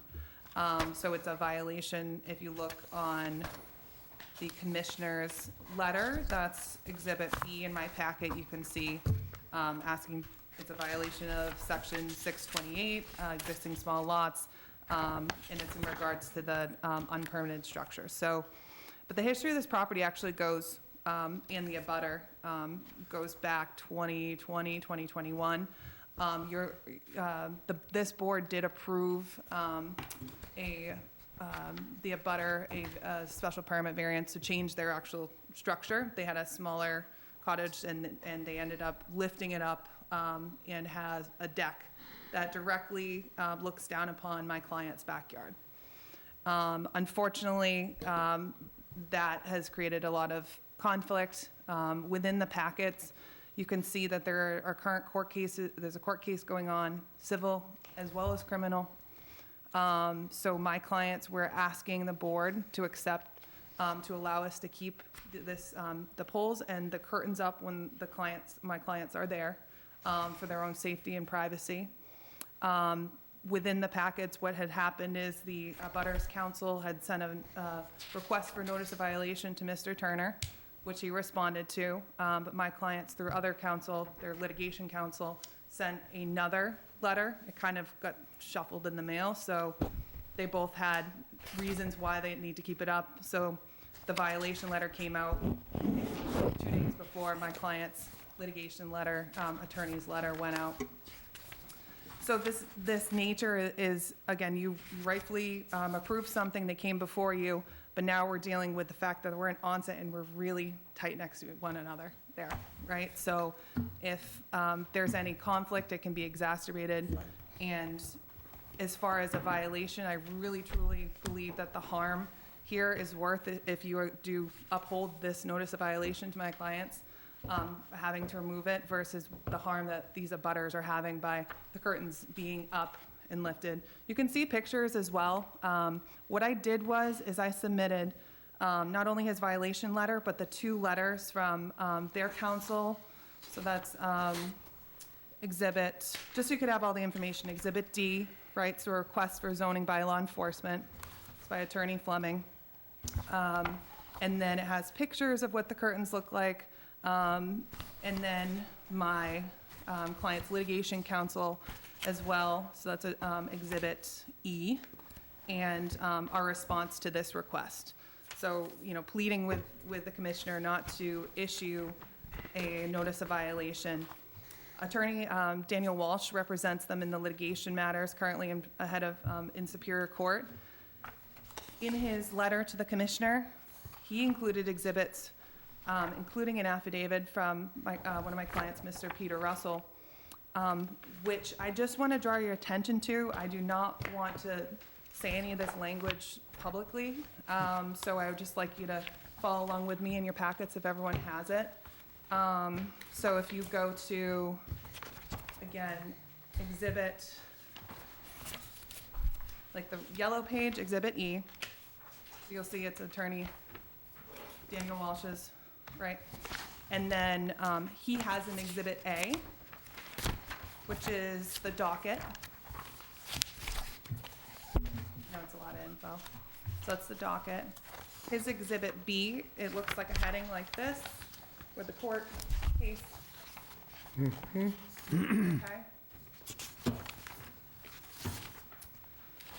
So this is a sworn affidavit from one of my clients that he submitted to Superior Court. It goes into the specifics of several different instances of harassment. So if you're on that page, like page 2, if you look at the bottom, some of the language that's been thrown out and things that have happened. And most of these obviously are happening in the summer. This is an area that people love to go in the summer, and people entertain there, as you can imagine, in Onset. So, number 12, looking at that language, the next page, 15, it just goes on and on. So I don't think it's necessary. Why this is relevant to you, because you're sitting here listening to me talk about a Superior Court case, is because one of the reasons for us as citizens of Wareham is to have safety and privacy and enjoyment of our properties. So I really think that this would put the town in a place of liability to force them to remove this, and God forbid something may happen. The harm to them I don't think is there. They went to Superior Court in 2022, tried to get a preliminary injunction to have them removed, the curtains, and it failed. They denied they didn't have merit to warrant a summary judgment. There's other hearings that are going on. Again, that's a litigation I'm sorry, side. what was the date that was denied? That was a preliminary injunction to have them removed. That started October 2022. So you can imagine they built the structure up probably in the summer. The event happened. Over a year and 2 or 3 months Yeah, and so ago. it just continued and it's escalated and escalated. So the causation of the conflict and the neighbors to my clients and the harassment is the direct reason why we need these structures. So Attorney Walsh references that there are exceptions to have structures above our bylaw where an exception is warranted. In addition, there's also letters of support. You have 5 of them there. Again, I don't want to necessarily go through all of these, but the abutters also are attesting to and have witnessed behavior from the Lawrences. That's who the abutters are. So in some of them have even said it's been disturbing, menacing, and progressively worse over the years. So I would ask you to not ask them to remove them. And this is continuing on in court. There's other hearings happening in January and so on, and let the Superior Court make that decision. So that's, in essence, what's going on. Excuse me, Of course. can I just ask you, when was the house, the big house on the backside, permitted? I believe their counsel is here, so maybe he can answer that, but I believe it was 2012, 20, or actually my client might have the exact. I have the field card on that if you want to look at it. I just, when she said, I was just, didn't think I had anything to do with it, and I'm pretty sure I And didn't. I actually, Because when I drive by there and I look at the FAR and the setback and everything, it's pretty packed-in house. And it does seem to be encroaching in my view. When I drove by there today, I have been by there a couple times and was laughing at why there was a curtain up there, but you can actually see why there is a curtain up there. And again, public safety, I think you have a pretty good battle with that because I believe you have a right to that. Doesn't have the date of permits on here. But Did it's that- a little ridiculous, the size and the coverage on that lot. Did they explore one of these awnings they put on? so they explored several different options. So, and just history, I spoke to the clients a few years ago about this. They looked to see if they could do something about the build. They thought it was overbuilt, and the appeal period had already extended. I couldn't appeal what you guys had already approved. They put bamboo up, so they attempted to do that. But this deck is up quite a bit. So if you look on the last page of your packet, that's a good visual of, this is my client's backyard. And you can see where the deck is, where the Lawrences live. And again, it wouldn't be a problem if there's, sitting out there or what it may be, but there's been, in the packets, you can see what's been going on. And it's not something, it's gotten to the level of, criminal offenses. So I don't. Can I see that picture? Bless you. Okay. Why would it be a criminal offense? So that matter was a conflict between the two, against my client being the victim. So there's been verbal harassment, there's the families, it's, so for the harm of having these curtains up, and their argument is a spite fence. So that's a court battle that's being battled there. A spite fence is a non-movable structure. This is a curtain that goes up and down.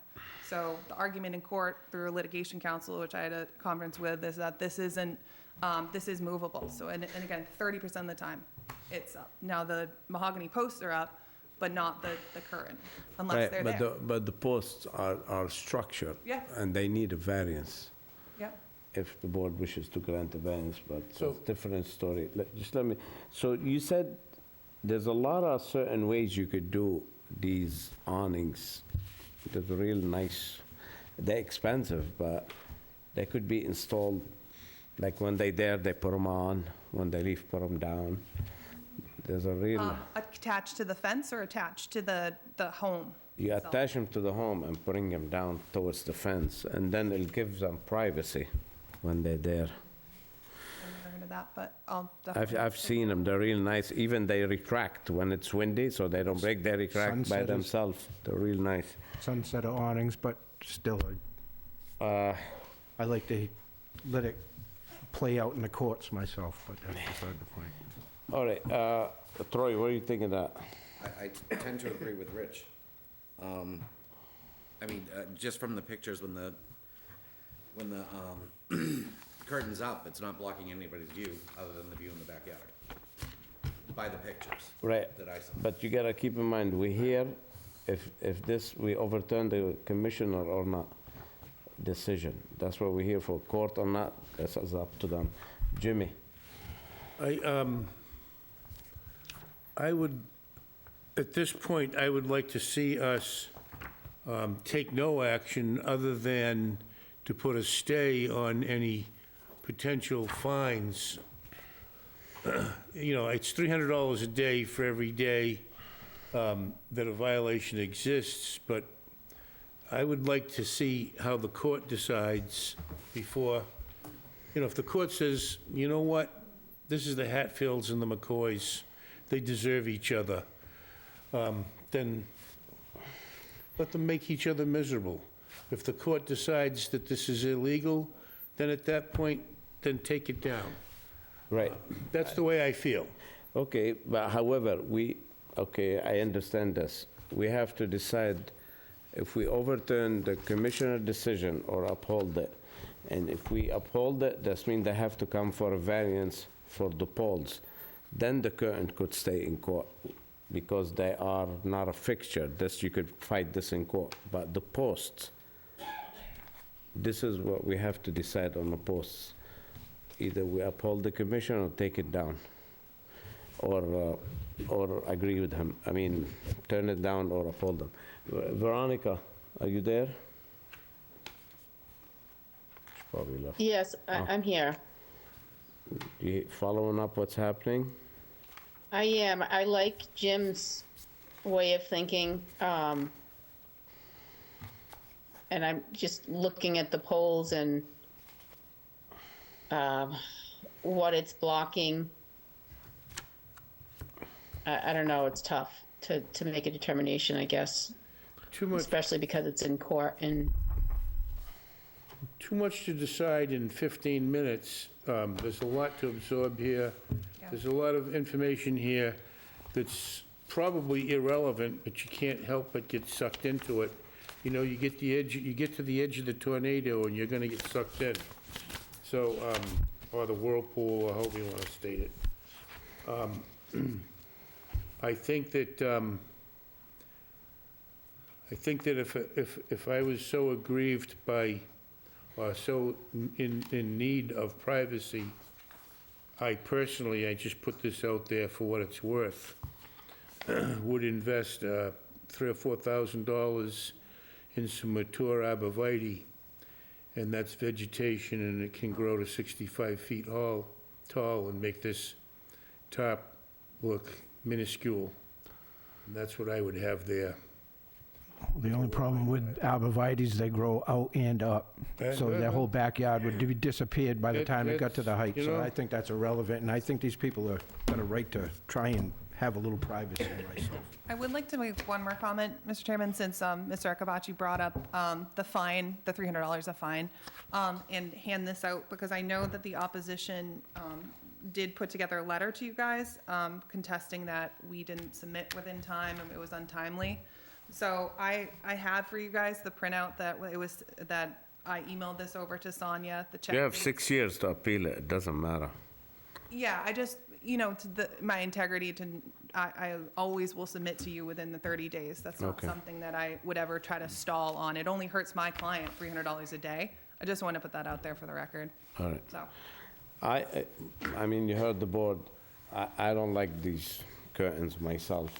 And I still, I would like to not overturn the decision of the commissioner. I think he's right. I would like to see you come in for that's my decision, not the board. You have, everybody got to speak for themselves. I'd like to see you get a variance for apply for a variance if you get it for the mahogany poles and the curtains. That becomes a civil matter in court, because like I said, they're not a structure, putting them up and down, then you have to fight it in court. Jim's idea, giant arborvitaes, giant greens, that's the best way to go, and it's pretty for everybody.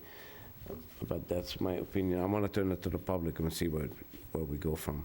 Anyone here, anyone in the public want to speak in favor, not against this matter? None. Okay, anyone against this matter? Yeah, want to come forward, please?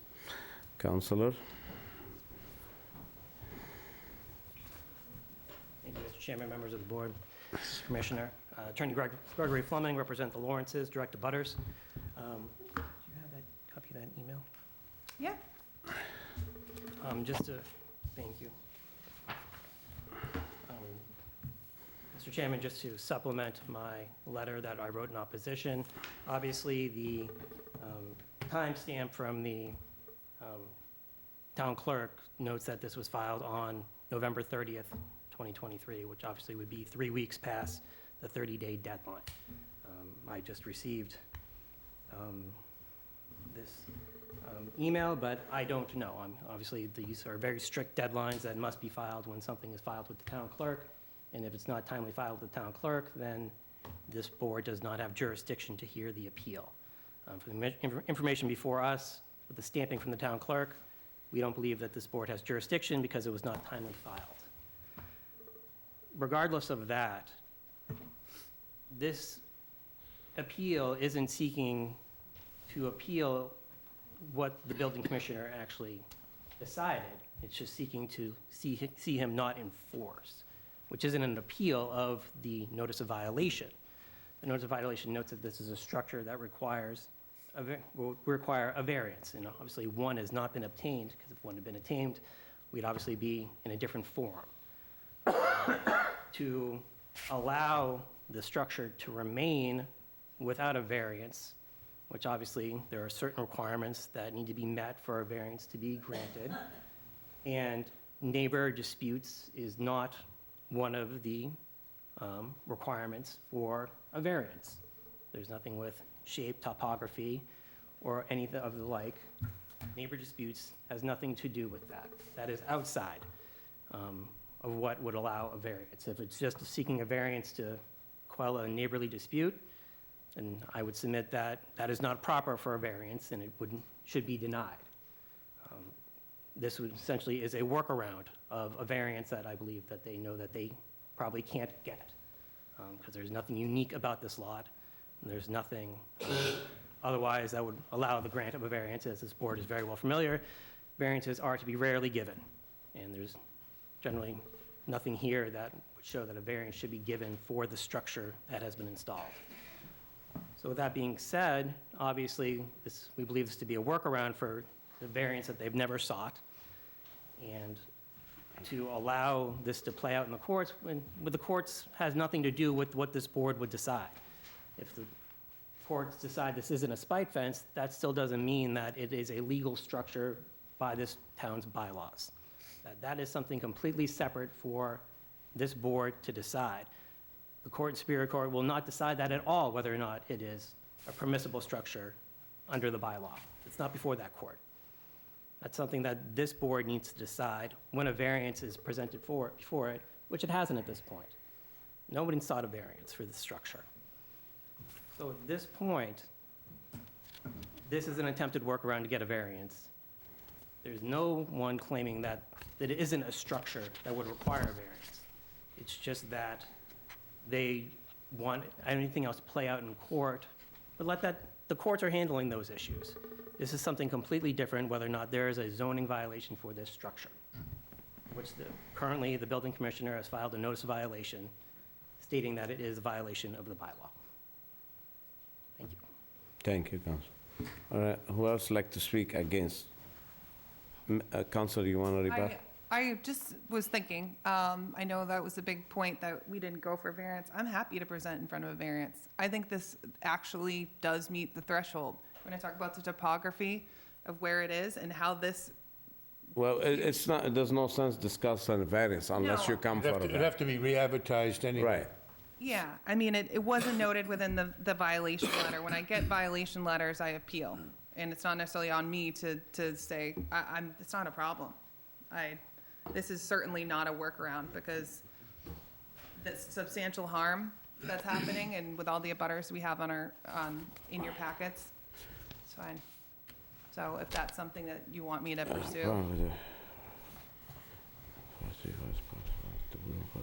See, it doesn't mention a variance, so. I think, If I may, Mr. Yes, go ahead. I noted in the email dated November 9th, it states, attached, please find a variance filing in connection with the above reference. Obviously, this wasn't a variance filing, or there was no variance filed. All right, let's hear who else like to speak against. Come forward, please.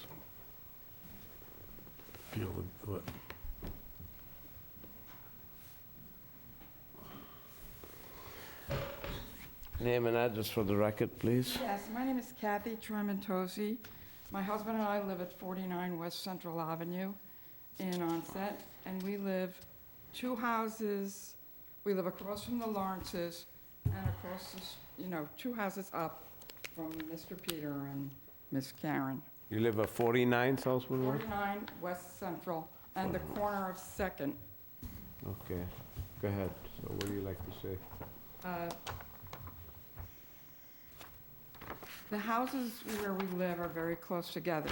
When you do something in your own yard, you need to take consideration how it affects the surrounding neighbors and the extended neighborhood. When Mr. Peter first put this, they call it a curtain, but it's the ugliest, brown banner that you've ever seen. When he first put this up, I decided to go down and try and talk to him, because it doesn't just affect the Lawrences, it affects the entire surrounding neighbors.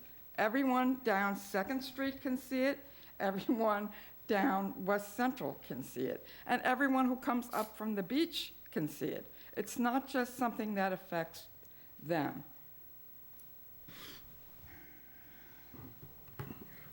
I suggested to him, as you suggested, that he perhaps should do a pergola or some kind of an awning, and that would give him his privacy and not affect the entire neighborhood, and what the entire neighborhood has to look at it. He didn't seem to care, couldn't have cared less, and I had never spoken to him before, but I could see that he was difficult and he wasn't really concerned with anyone else in the neighborhood. I got in touch with the town administrator, who never called me back, and Alan Slavin, who told me that this wasn't in his jurisdiction.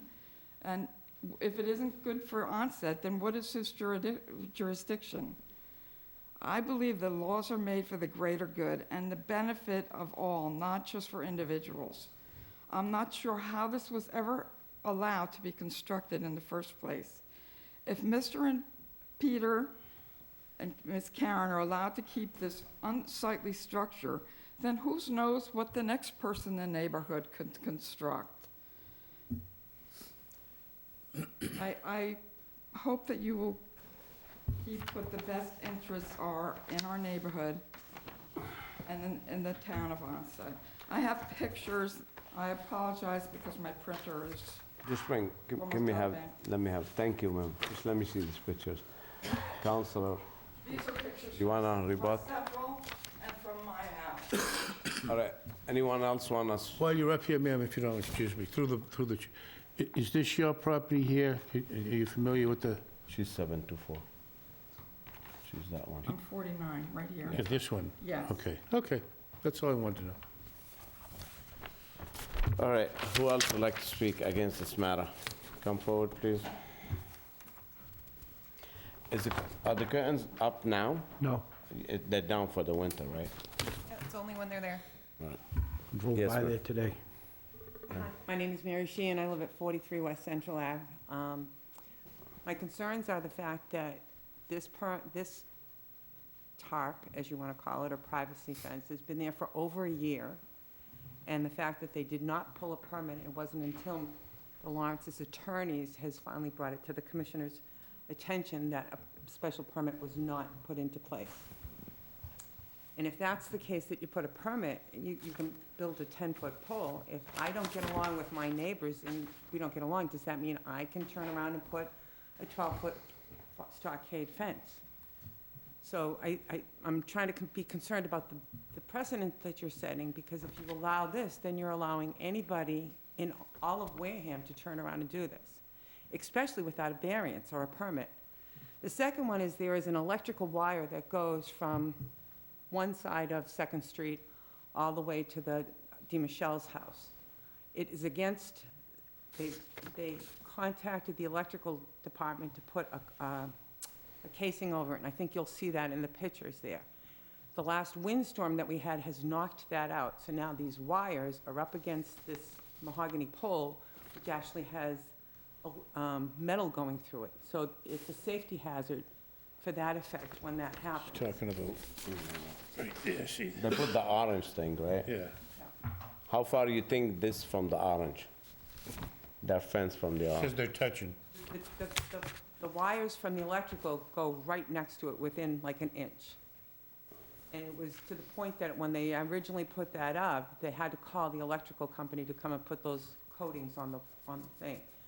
But now that the fact that the storm came through, which we all know, and they happen to be right on the ocean, so one of the reasons the Lawrence's house is up as high as it is because of the wind force, and it was a requirement from the town that they had to go above that. Their cellar is actually a breakaway cellar in case of the floods.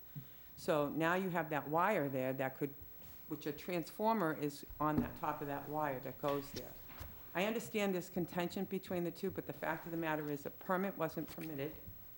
And if it's just because I don't get along with my neighbor and I can say that I'm threatened by it, I can put up a stockade. You can have that all around Onset, and you'll have these little teeny tiny boxes going around, and remove the aesthetic of what Onset is all about. That's it. Thank you, ma'am.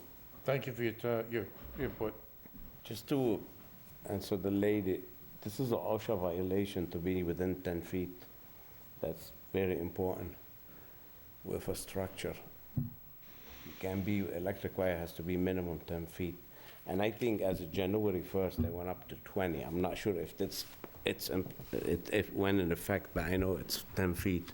So that's something to check on that. That has to be rectified. Do we have anybody online that wanted to be heard? Anybody else in the room? All right, so, okay, so what's before us is the commissioner. I state my mind, I think you need a variance for the posts. And of course, that last post, if you get a variance granted, you have to come back for a variance. It has to be 10 feet away from that line, or 20, you have to check the rules if it changed. It's so funny, I just took that course not too long ago, and it was in that course. I have a hard time finding that there's not a violation. And that would, if we overturned the commissioner's decision, we'd, in essence, be saying, there's no violation. Right. And I think it would be pretty hard to deny the fact that there's, if it's a fence, then fences are limited to a particular height. 6 feet. If it's a structure, then it needs to be erected by permit, and neither of those have been met. So, I think the commission is correct that there's a violation, and, I think that it's sad that neighbors get to this point with each other. I think that it's sad that the town has to invest time, volunteers' time, community's time, attorneys' time to resolve these types of disputes. I think it's a real sad testament to our society that this kind of horse manure happens. I guess, I was born on a farm, folks, and so I definitely know the difference between horse shit and chicken shit. And we know what we've got here. So, my personal feelings are that there is a violation, and I am opposed to overturning the commissioner's decision. All right, well, the good thing we're in winter, so you have a lot of options to think about. I think the best option, what Jim suggested, the green giants, you buy tall ones, and before you know it, a couple of years, it closes everything. I think this is the best way and make everybody happy. It's farm and a cushion it, and you can have them instant. But if it's a structure, has to meet setback. If it's a fence, you need a variance over 6 feet, 6 or 7? 7 feet. So apparently it's over 7 feet.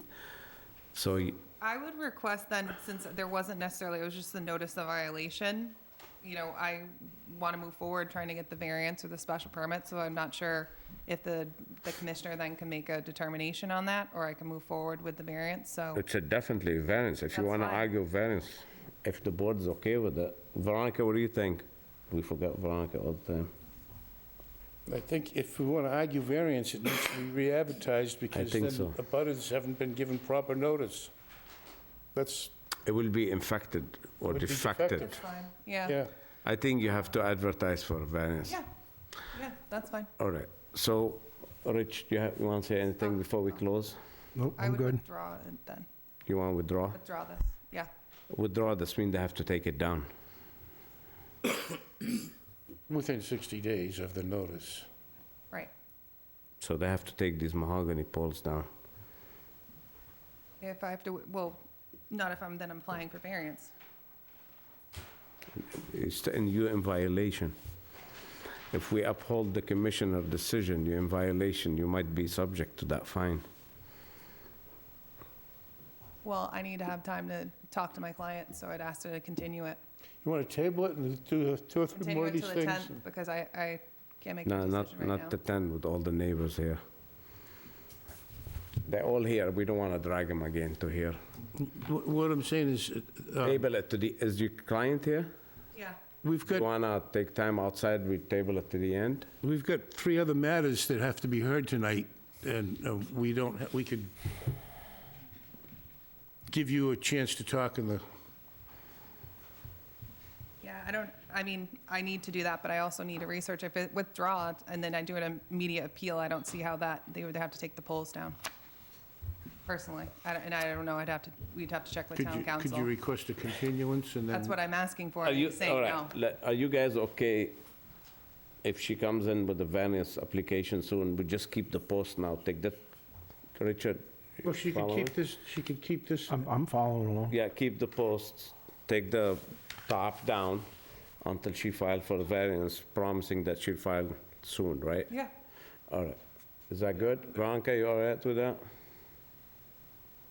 I'm sorry, I was thinking about the continuance. I personally see no problem with the continuance. The neighbors, what they had to say, really, they're making good points. I don't think they need to come back to reiterate what they said, because it sits fine with me, and I understand what they're saying, but I wasn't clear on exactly what you were just saying in lieu of a continuance. She will withdraw, will accept the withdrawal, will recommend, or we want to see that the tops come down until she file a variance in the next couple of weeks, and we'll allow these posts to stay for the next couple of weeks. Okay, so will that be continuing this year and keeping this open? And then I can send a withdrawal when I file the variance? I think that might make more sense. Well, let's make a motion if they want to continue it. If the board don't want to continue, we have to close it tonight. 1 second, okay? Yeah, yes, ma'am. Come forward. The electrical wire, I'm sorry. We You gotta already come up addressed and that. state your name and all We that addressed jazz. that. All right, go ahead. Just state your name again for the record. Mary Shan. I'm concerned about the electrical wire that's going to the house that is now banging against that post. This is their problem. They'll be fined harshly with OSHA if something happens. You're allowing that post to stay up until the variance. We didn't put the post up. This is their problem, their liability, their problem, their insurance, not us. It has Okay. nothing to do with us. Something goes wrong, it's on them. Okay, great. Thank you. Okay, you want to make somebody a motion? So I'll make the motion as awkwardly as I can. I move that we continue this public hearing until such time as the applicant either withdraws and replaces it with a new application, or just plain withdraws or returns on January 10th. Okay, we have that motion by Jim. Any second? I second. Second by Richard. All in favor, say aye. Troy? Aye. Veronica? Aye. You with the motion to Continue. to continue? Yes, to continue with the deadline of January 10th. And I'm sorry, I meant, I'd like to edit my own motion. Of course, my motion includes that the tarps will not be used until this matter comes back before this board. On January 10, or to apply by June 10, Between she now, won't make it. between now and the time a decision is made, those tarps shouldn't go back up. Okay, but how much time you want to give council to apply for Well, they're coming back on the variance? 10th, we can edit, we can take it from there. Okay. That's not enough time to apply for variance. She won't make it until February. Well, you'll 14th. know by the 10th what you're doing, won't you? As far as when, if we apply for a variance, then we have to renotice, so you're talking another 21 days. So the Okay, hearing so would be- I'll say that the tops can't go back up until March 15th, at February the 14th. earliest. Okay, February 14th. That's enough time for variance application. It gets them, the variance gets them in here, gets us a chance to say, All right. So till February, okay, so Make a that's movie Jim's screen out motion, of it or so get rid who of it? seconded? Richard. So the Second. the Okay, continuance Veronica, is you in? till February 14. 14th, okay. I'll second it. She's yes, and Jimmy, of course, you yes. Yes, yes. And Troy? Yes. And I'm against, it carries. So 4-0, What are we doing, February, what day? 14. 14? So it's- 410. Right, 4-1-0, and To continue to the 10th or to the, to the 14, you gotta come here on the 14 with the variance. So we have to see a variance on the agenda on the 14. Is that So you don't have Valentine's- to be here on the 10. Is that Valentine's Day? Can we have chocolate candies or anything during the meeting? Do you know what I'm saying? So on the we expect this to be on the agenda for the 14. You're not, we'll have to take action, that should be enough time. okay? For all the abutters who are here, you will not be notified again, so next hearing is February 14. They will be. They'll get a notice on, Oh, yeah, that's right. She's gonna notify you again for the variance, for the 14, okay? Thank you. Watch for the mail, she'll never fail. If you don't get a letter, then you know you're going to jail or something like that, I don't know. Continue. Let's get this back here. 5223. Hold on, let me take my notes here. You gotta, you wanna unload that? Oh, yeah, sorry. Yeah, no problem.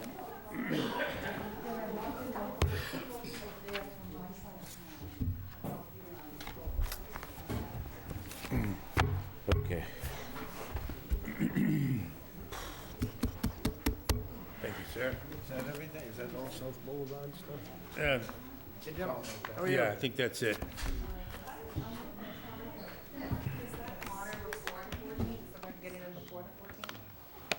On or before? You okay with on or before? What, the 24? If you get earlier, it's better. Yeah. The notice, If you get earlier, we better. okay. Thank you.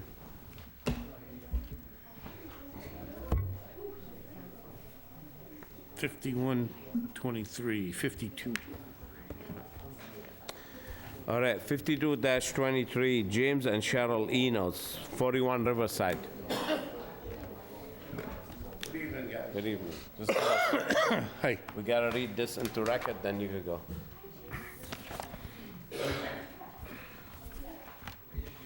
I heard a lot of cackling. You better check back there for eggs.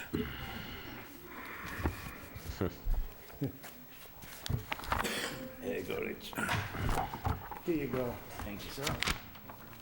Okay. I forgot.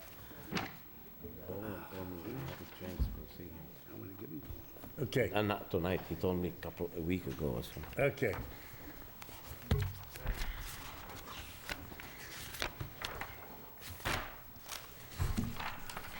Hey, okay.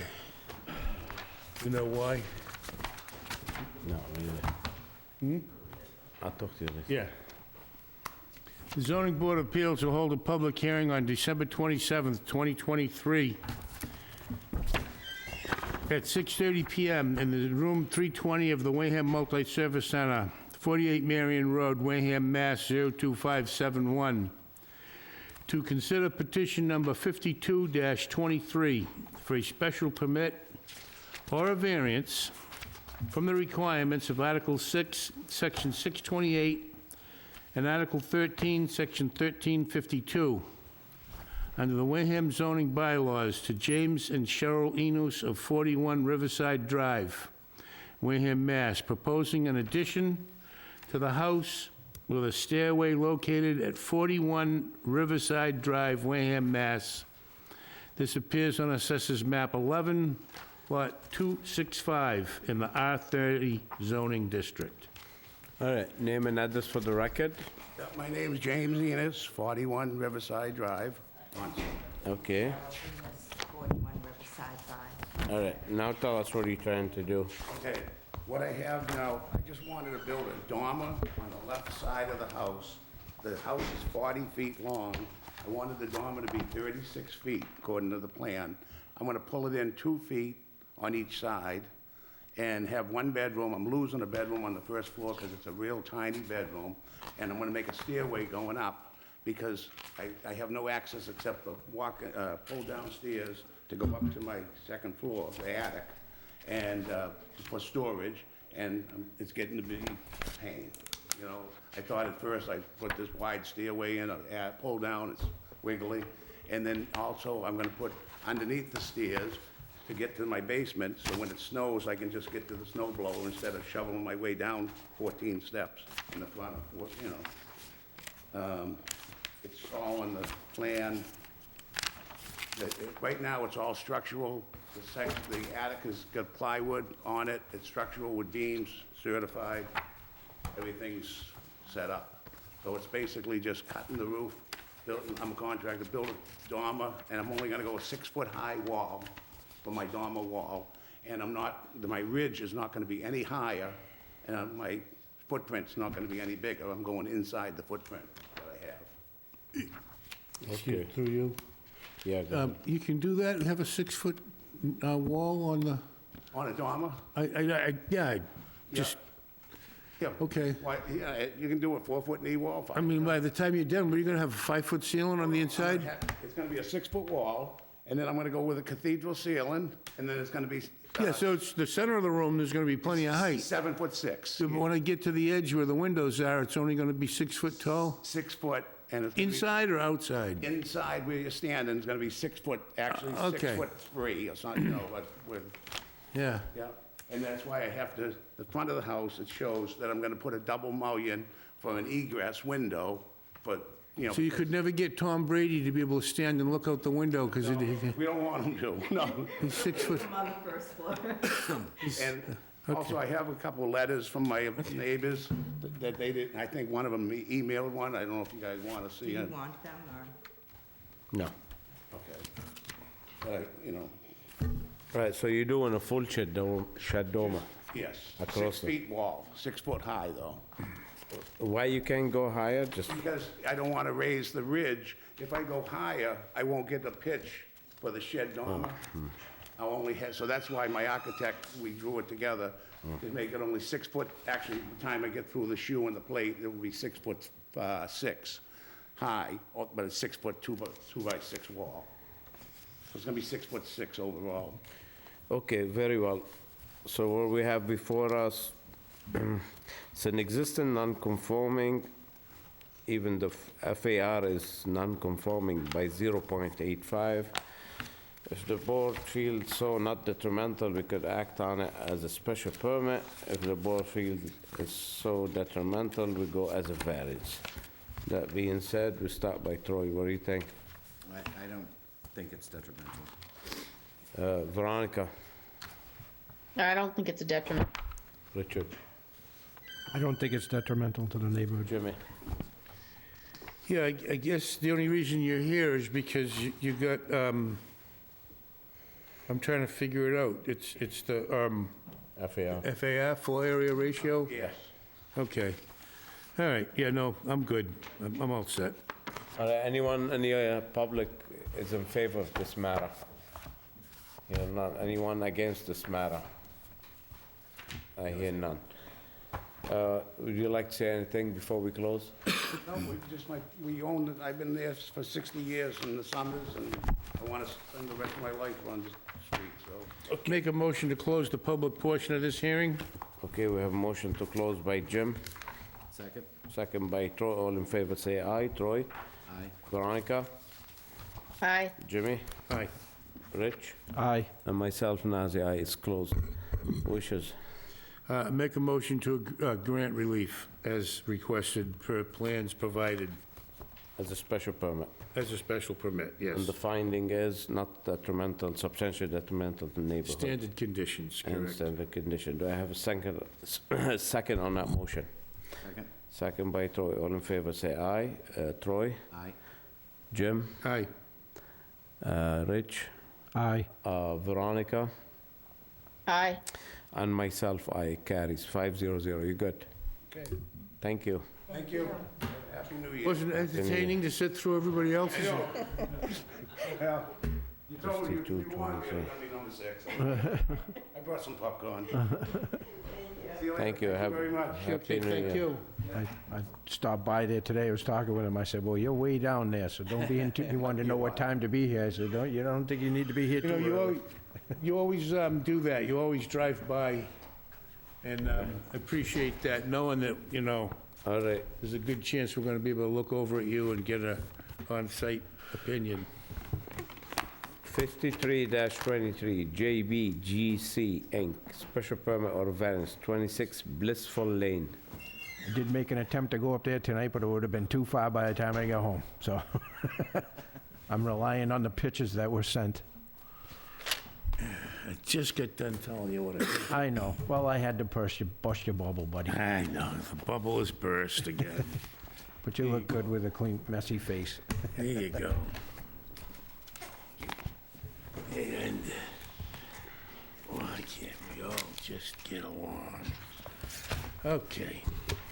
The Zoning Board of Appeals will hold a public hearing on December 27th, 2023 at 6:30 PM in room 320 of the Wareham Multi-Service Center, 48 Marion Road, Wareham, Mass.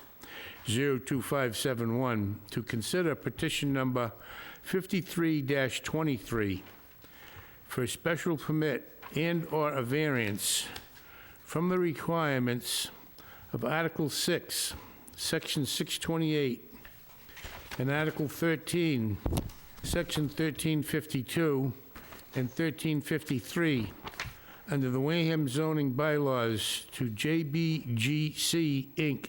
of 11 Bedford Street, Burlington, Mass., proposing to replace the existing and new to existing deck located at 26 Blissful Lane, Wareham, Mass. This appears on Assessors Map 119, Lot 95, in the R130 zoning district. Name and address, please.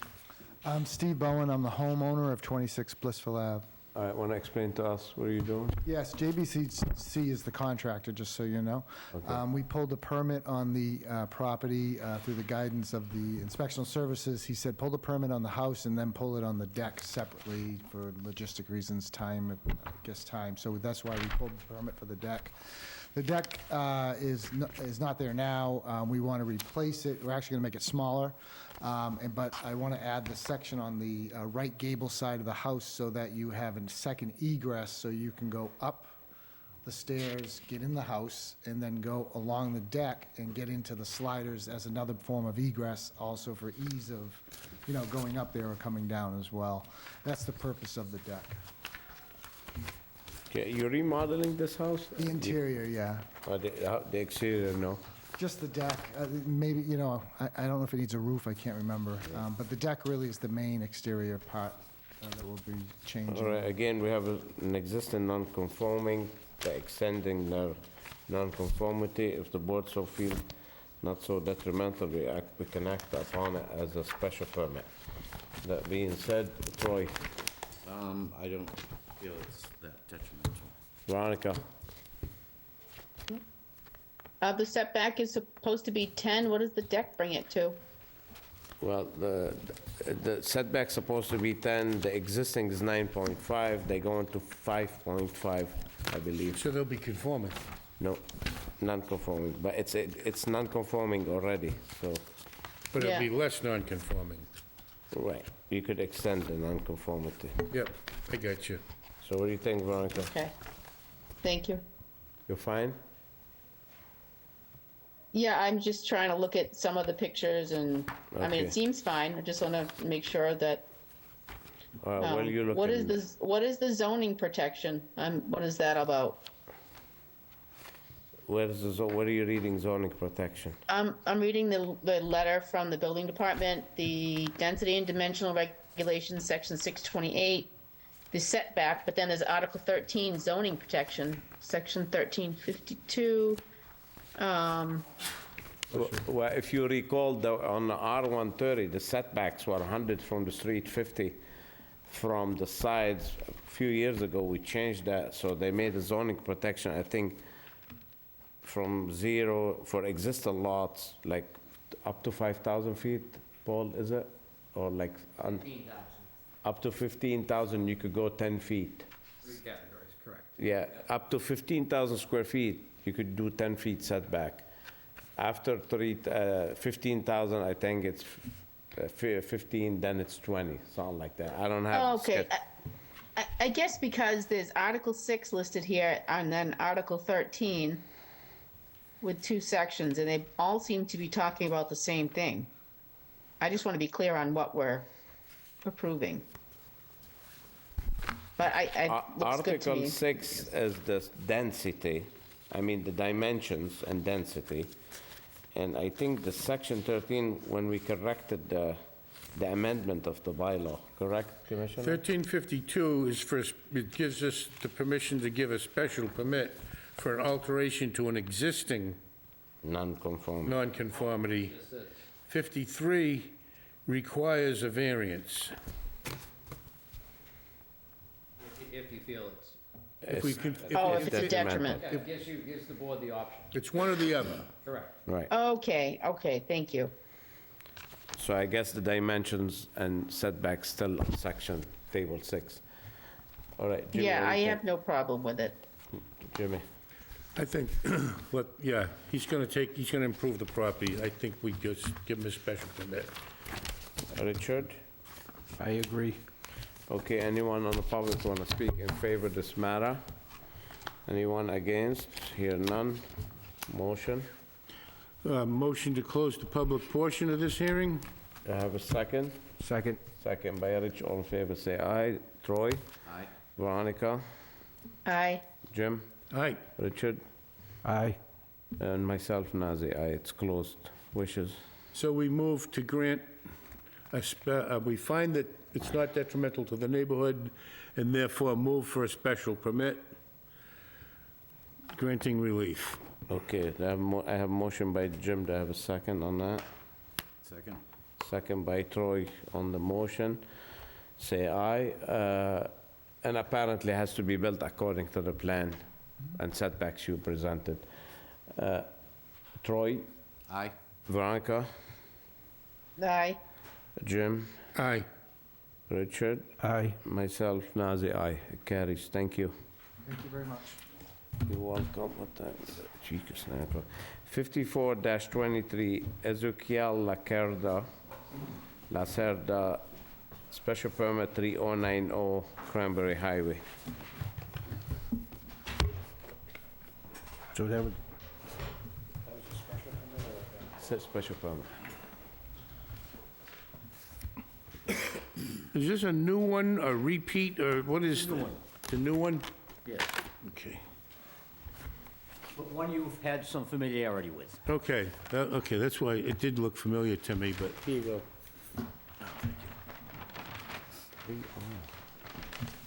Oh, okay.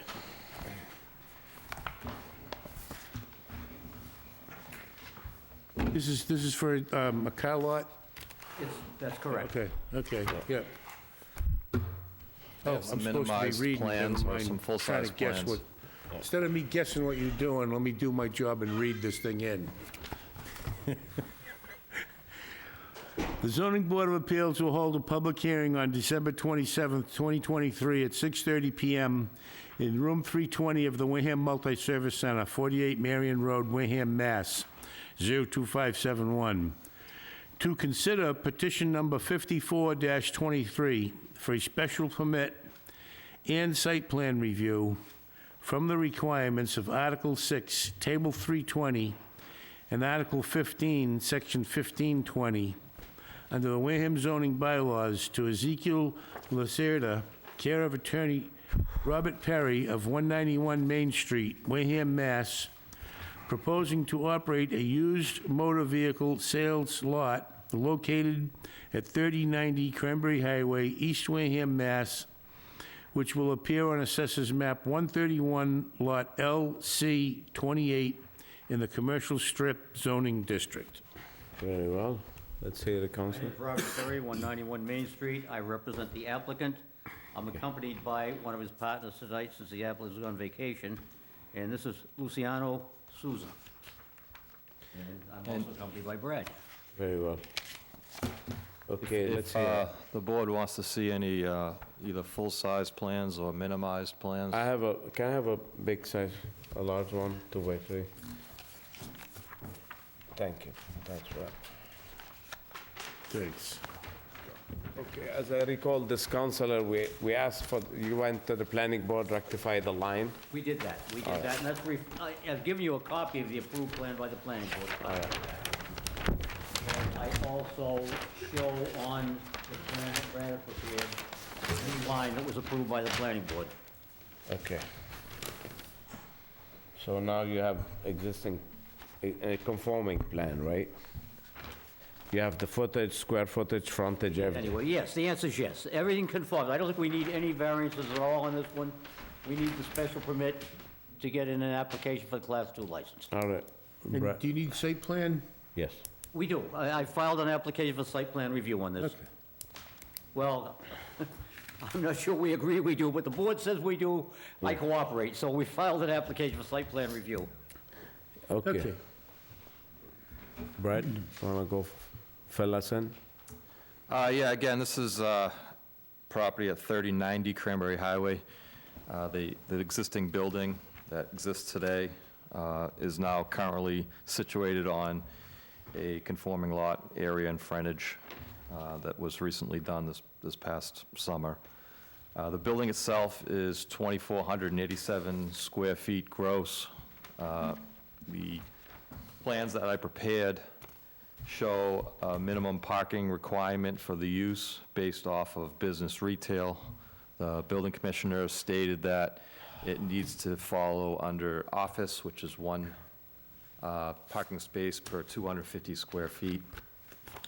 Doing the math comes out to 9.9 parking spaces, rounded up to 10. That's the reason the site plan review application. Again, we're proposing a used car sales lot, utilizing the existing building for their office use, and the parking lot out front, which is currently all paved at the moment, so no plans are proposed to change anything that exists today, other than laying out some parking stripes to show the parking spaces, 10 that are required under the zoning requirements, Article 9, and another 20 show spaces for cars for sale. Those parking spaces will be delineated on the pavement so that there's enough room to get a fire truck in and out, which is shown on the plan. That's basically the project. We're not really showing anything or changing any of the look of the property, other than the applicant's already cleaned up around the outside of the building, put a new stockade fence around the sides and the back. But besides that, we're just proposing to paint some stripes on the existing parking surface. I think I've given you some photographs as it exists right now. Did you, it needs site plan, right? Change of use. Did you start with a 53G account yet? No. For site plan review? You're gonna need to. I know. So we need, we're gonna need, do you have drainage calcs and all that? We're not proposing any changes to the property. You're changing the use of it, so you need a site plan review. Yes, it calls for site plan review based on the building size and the use. But we're proposing no changes to the property. You did, you moved the property line, it changes everything. We're not changing what you see there today, out in the field. What the applicant is saying, I believe, is they don't want to engineer stormwater drainage, they don't want to engineer lighting, they just want to use it the way it is. Can I ask you a question? Is this the old church hobby Yes, shop? the old Because church. I'm looking on mine, and it's saying that 390 is the plumbing supply place. The one I don't next to know. it, the Oh, I church. know, but I'm just asking, but this is the church hobby shop, Right. right? Mm-hmm. All right. I mean, well, the board was kind enough to entertain us informally on this at one point, and that's another reason it would sound familiar. And I believe, and I can't be positive, but I think what we were told was, we don't want you digging up asphalt and starting anew with drainage on this that isn't required. Of course, I believe it's required.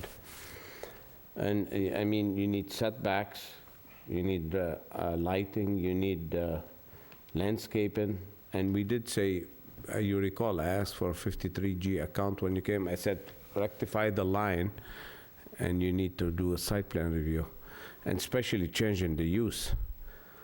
I mean, if that parking lot been 60 years there, and we have the chance to upgrade it, we're gonna upgrade it.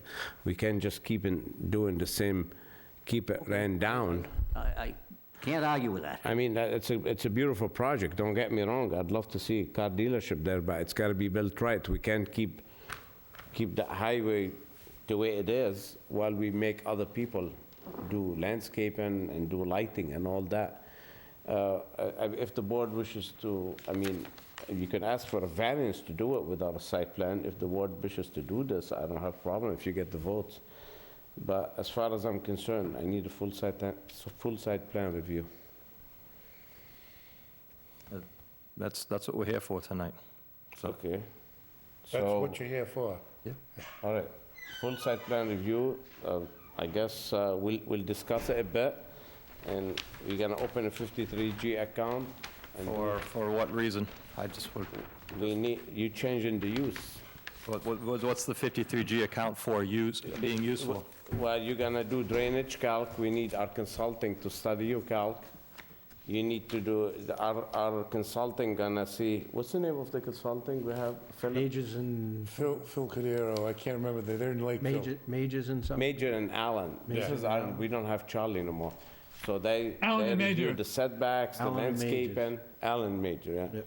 They review the lighting, they need test pits for drainage, calculation, stormwater management, all this thing. You've done them before. Well, I know, but we're requesting basically a waiver from all of that, since this is a pre-existing site that's changed use like 5 times since I've been working in, or at least 4, since I've been working here in Wareham. It's been a golf store, the hobby shop, the church.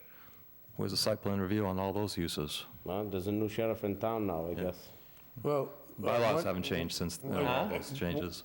One could Yeah, contend. to the better, it changed to the better. One could contend that the failure to require a site plan review has caused 5 prior businesses to fail. I mean, that could be an argument. I don't know if it's correct or incorrect, but I understand our bylaws pretty much direct you. If the drainage that's there is adequate, I'm good with it. If the lighting that's there is adequate, I'm good with it. But we just need it documented so that we know that it is right and proper, that the lights from the site that are illuminating the cars that are for sale aren't shining out into the highway. We need to know that the water from the site isn't going out, and, you know, it's not that we need to know, that's what the town wants. So, you could come back and say, we ask for waivers for these items, and the town engineer could review the plan and tell us whether or not he thinks we should grant those waivers. But that's what the 53G account is for. I certainly am not gonna be, profess to be capable of deciding whether the stormwater drainage is proper or improper, especially with the road changes, or the lighting, or even the path for the fire truck to come in and out. That's not my job. I shouldn't say not my job, I don't like that saying, but that's why we need to have a plan, and we need to have it reviewed. We're not singling you out. I know something coming before us soon, which is a car dealership going to a garage, and we're making them. I know the letter's been issued by the commissioner for site plan review, and he has drainage, everything, but we have to go through the whole thing from scratch. And, I mean, the state spent millions to fix the highway, and we're not gonna keep it to be looking the same that was 50, 60 years ago. And I know these businesses you said that went through, I mean, shame on the previous board, they gave it to them without this. And a lot of businesses there that we're gonna start cracking down on them. They have their landscaping dead and stuff. They're gonna be noticed, sending violations soon, and we're gonna bring them back to repair these landscaping, the lighting, everything. We can't keep looking at like a mess like it was for a long time. I have another question. Go ahead. Is this applicant, is this used car business an existing business elsewhere already permitted? No. Or this is a whole new business? It's a whole new business. And is this kind of in the same category as the selectmen won't entertain an application for a used car license until they know From us. that it's Yes. an allowed use? So we gotta say it's an allowed use and you gotta spend all this money and find out, And hope. and then and then hope that the selectmen are gonna grant you a No, license. they'll give it to him. They'll give it, it's out, this license. Oh, I think so too. I mean, I just returned my license, I know that's yeah, available. no, because I feel pretty confident on that. Okay, I just trying to get it in my head, the process. And I know for a fact, even there's no licenses left, if there is couple or 3 left, and the selectmen see a good plan, they'll make a waiver and grant a license, so you don't have to worry about getting a deal. That's on not a license. concern. I'm not sure what happened, but I think Sonia checked up on this for me too. Right, but I know, like I said, I know there's couple left available. Anyway, so, So tonight, what's in front of us is what? What's in front of us? In front of you? Yeah, I'd what are say- you asking? I'd say direction from you. Huh? I would say direction from you. Okay, so I think probably, what I've got to do is get together with Sonia, establish a 53G account, and then I think Brad has to get in touch with Newtown engineers and... no, he knows what to do. And he do the whole thing, I and agree he does. and he'll send it. Pretty smirky tonight, huh? Well, I get it. You go there and you say, hey, why can't we just put 10 cars there, put a sign, cars for sale, and life goes on. Everybody would like to do this, then, We could spend $100,000 on that lot and not make it look any different, and the guy's got himself a huge barrier to entry. So I get it. So I hopefully, as a board, we can show some consideration, but we need to do it the right way. and if you guys recall also D'Angelo, stay in the restaurant, just add in drive-through, we make him do site plan from scratch. And it's an existing restaurant, or what they add in the drive-through. So we're not singling nobody out. We're just like trying to make the highway better than it is. So, how much time you need if you wanna come back?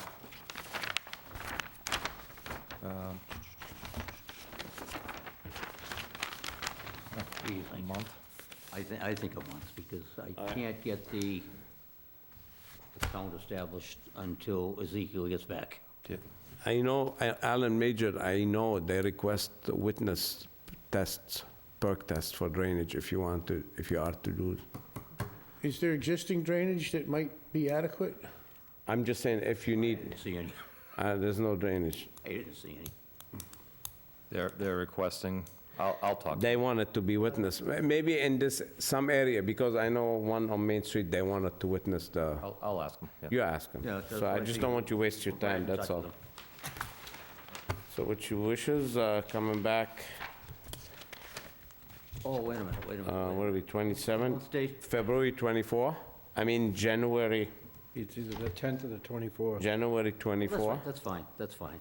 24? I was thinking that got us into February and I wouldn't be here. The 24th January. is fine, sure.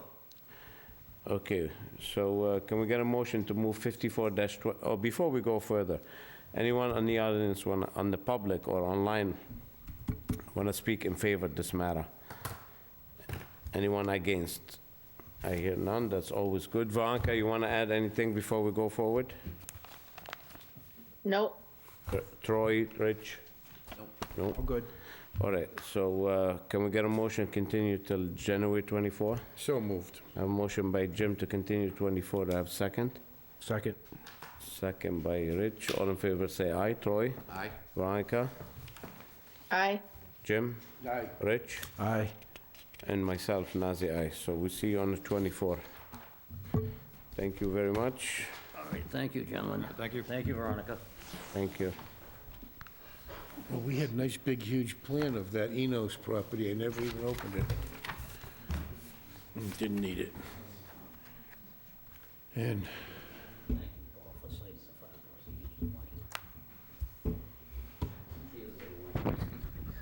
He's smart, yeah. He's pretty smart, he didn't like that. Right. It's for work for him, was he? Yeah. I don't know, he gets that way. I know, he worked for me before, I know, he gets braggy. Like, he make a plan, I said, I don't want this reason. What do you know about now? All right, let's go back to discussion. Oh, poor Ken, he's been awake all this time. Kenny, you still there? Yeah, I'm still here. Oh, I'm sorry we left you waiting, sorry. I think that was Jim, was that Jim moved that up? That's Jim's fault. That's He Jim. moved the table to the end. Well, yeah. We forget you waiting. I'll blame Jim then. Huh? I do, you know, What's that, Kenny? I like Ken. I want to keep him around as long as we can. You see? I'll blame Jim. That's good. All right, when I know we talked about that last time, and we added a couple of things, if you recall. Was that incorporated in that? Yeah, what I did was I set up a separate instruction document that we have already in place. But what I did was I modified it so it included the requirements for notification of abutters is placed on the applicants, and it becomes part of their responsibility. And that's included in the new instruction sheets. And it includes the fees as well. Okay. Do you know what section they put it in? In 2.5.4, right? And 2.5.5, was it? Yeah, it sounds right. Okay. We did get an updated copy of it via email, which I can tell you that I have not had a chance to go through.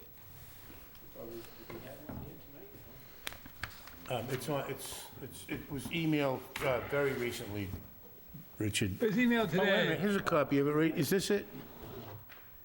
There it is, right there. I knew I saw it somewhere. Of all the things I've lost, I really do miss my mind the You can most. share this. All right, what do you think? So you want to vote on that, Ken? Yeah, if you vote on it, then it becomes official, and I can file it with the town clerk, and it is a requirement for all applications that come in. All right. Can we vote on it next time so everybody could take it home and read it? Because Yeah, of course. apparently nobody did. Yeah. So what number are we looking at? Which ones was the major, where was the change done? To what? That the applicant has to send a notice. Yeah, I know, that's what we discussed. Payment of fees. What do you think, Rich? You want to take it home and read it? It's before the payment of fees. There's a section before the payment of fees. Payment fee. Oh, other costs and expenses, 25.4? No, construction observation, site plan review fee, site review filing fee, Troy, do you feel like take it home and read it? administration, public I hearing. read it when I got here earlier. Yeah, I mean, Ken, everybody just butter got it notice. tonight, we didn't have a notice. It's 2.4.3, that's what it is. So do we have time to take it and vote on January 10? Yeah, we do. It's something we're making the applicants do now anyway. It just becomes official when you vote it. So you've semi-adopted it unofficially, and once we vote on it, then you'll be more Be legal. arrogant. I don't think it's semi, I think it is being. yeah, okay, that's good, that's good. Veronica, you have any say? So it just, I guess what Nazi's looking for is the opportunity to No, read through this and spot anything else that we might want to tweak before we make it official. I don't think we're opposed to what's being done. I think it's just, if we read the thing from beginning to end, somebody might get a brainstorm and, you know, we could kick this can down the road into 2025. So make all our decisions for next meeting, and we'll be done with it. Okay, that's good idea. That sounds good. I won't send you any more documents on it then. I'll just leave you the documents we have now and just let you read through them and make any comments you need to beforehand. And I'll take comments on it if you have any before you get to the meeting, or we can discuss them at the next meeting. Okay, thank you. Thanks, thank you, Kenny. All right, so I guess we'll push it until next time, so try to read it. So we're gonna continue Troy, this? can somebody email this to the board so everybody see it? Oh, I'll give one to Veronica. You have one? There's plenty here. I didn't realize when it said November I'll bring one. 16th on it, I didn't read the updated, the second notice. I'll bring one to Veronica, give me one. You All got right. one? There's one in her pile right here. Oh, in a I didn't look at my file. Yeah, we had, somebody gave us a lot of homework. All right, So we gotta continue the, Paul, you know, We didn't have full. your list of changing the bylaws, I think we should change a couple of things on, who? Oh. That list, we want to suggest to some changes on the bylaw. I think we should do something with the signs. I don't know how the board feels about it. Maybe we should suggest, according to the commissioner, a sign today, if you literally want to paint it, it's like you need a whole new application. Yeah, that's kind of silly. Right, I think we should at least say if the size of the sign don't change, just the inside, just what happened to People Bailey's. should be able to maintain their sign. Maybe just like changing the writing. It shouldn't need, or painting it, you shouldn't need like a new application, just a permit. If they're taking a plastic panel out and changing it from Replacing it with another one. Burger King to Arby's, who cares if the sign's the same Right, size? but the bylaw now Bylaw says says- I get it. you need a well, we special we permit. entertained the town, the old Lindsay's, we had to give him one because he was changing it. Right, that, we want to say we don't want that to I want to happen. let them Yeah. change the panel without having to pay Or $700. paint it. Yeah, so, and then we got the Santander Bank that's got a new sign out front and then another new sign out front going up. Where? The old Santander, The gold place, Well, these the signs. pawn are- shop. yeah. These signs are illegal, I think. One is So, permitted. Can you second one clarify, that's Nazi? I mean, if somebody's painting a sign that they have and their business hasn't changed, that's fine, let them do what they want. But I think if a business is changing, then it should have to come back, no? I mean, if you paint a sign from blue to green, you really want to let the person go to a site plan? I mean, No, to no, a I special guess- permit? I feel if they're changing the size of it, I can understand it, and if they're doing anything by lightening it or doing something different, Even but if if they're the- just using the same old sign, Even Yeah. if they're not changing the size of it, our bylaws would not permit McDonald's Golden Arches sign right now the way they're written. And if McDonald's closed and Burger King wanted to go there, they shouldn't be able to go there and say, it's a pre-existing sign, we get to reuse it. There's well, we'll No. use a different example, because nobody's like the Golden Arches. Right, So, all yeah. right, let's make it perfect, Yeah, but- Lindsay. Lindsay's. Yeah, Just- but what if we have something, actually Jim does bring up a good point just about, can we maybe word it to say that if it's, doesn't meet the current bylaws, then it needs to come back for review? I don't know. No, hear me out, please. For instance, Lindsay, not only he needed special permit, it's within setback, he needed a variance, so we could, if we said, But that was an existing sign, though. right, but the bylaw says you need a whole new thing, so if we said to that guy, no variance, he can put a sign. even though that sign been there 30 years. So we want to say if he's not changing the size, the height, only changing the insert or the paint, it should be a simple permit, not because he's within the setback, he need a variance. Some of them are not within the setback, but. But if it's pre-existing non-conforming, it wouldn't require a variance. But the bylaw doesn't read that. The bylaw says you need a variance if it requires a variance, or a special permit if it doesn't require a variance, it needs a special permit. I know what you're saying, but the bylaw says so. You should be able to do maintenance on an existing sign if you're not changing the basis of the sign. If you're not changing the... I'll let the commissioner explain it better, because he explained it good for me. Do you want to explain it better, maybe? I could read it, but I think what you should think about is like Lindsay's sign is 110 square feet. So that was built... Per side. Per side. So that sign was built, say, 50 years ago, when people was lined up in traffic on 28, not moving. You could see the Lindsay sign a mile away, pulling. The sign size that is allowed now is 50 square feet.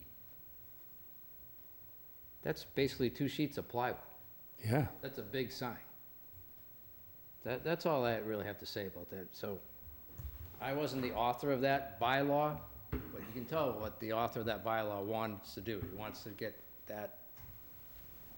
all these big signs up and down the highway screaming, stop here, stop here, stop here. I don't think it's necessary now. It's not, it's changed.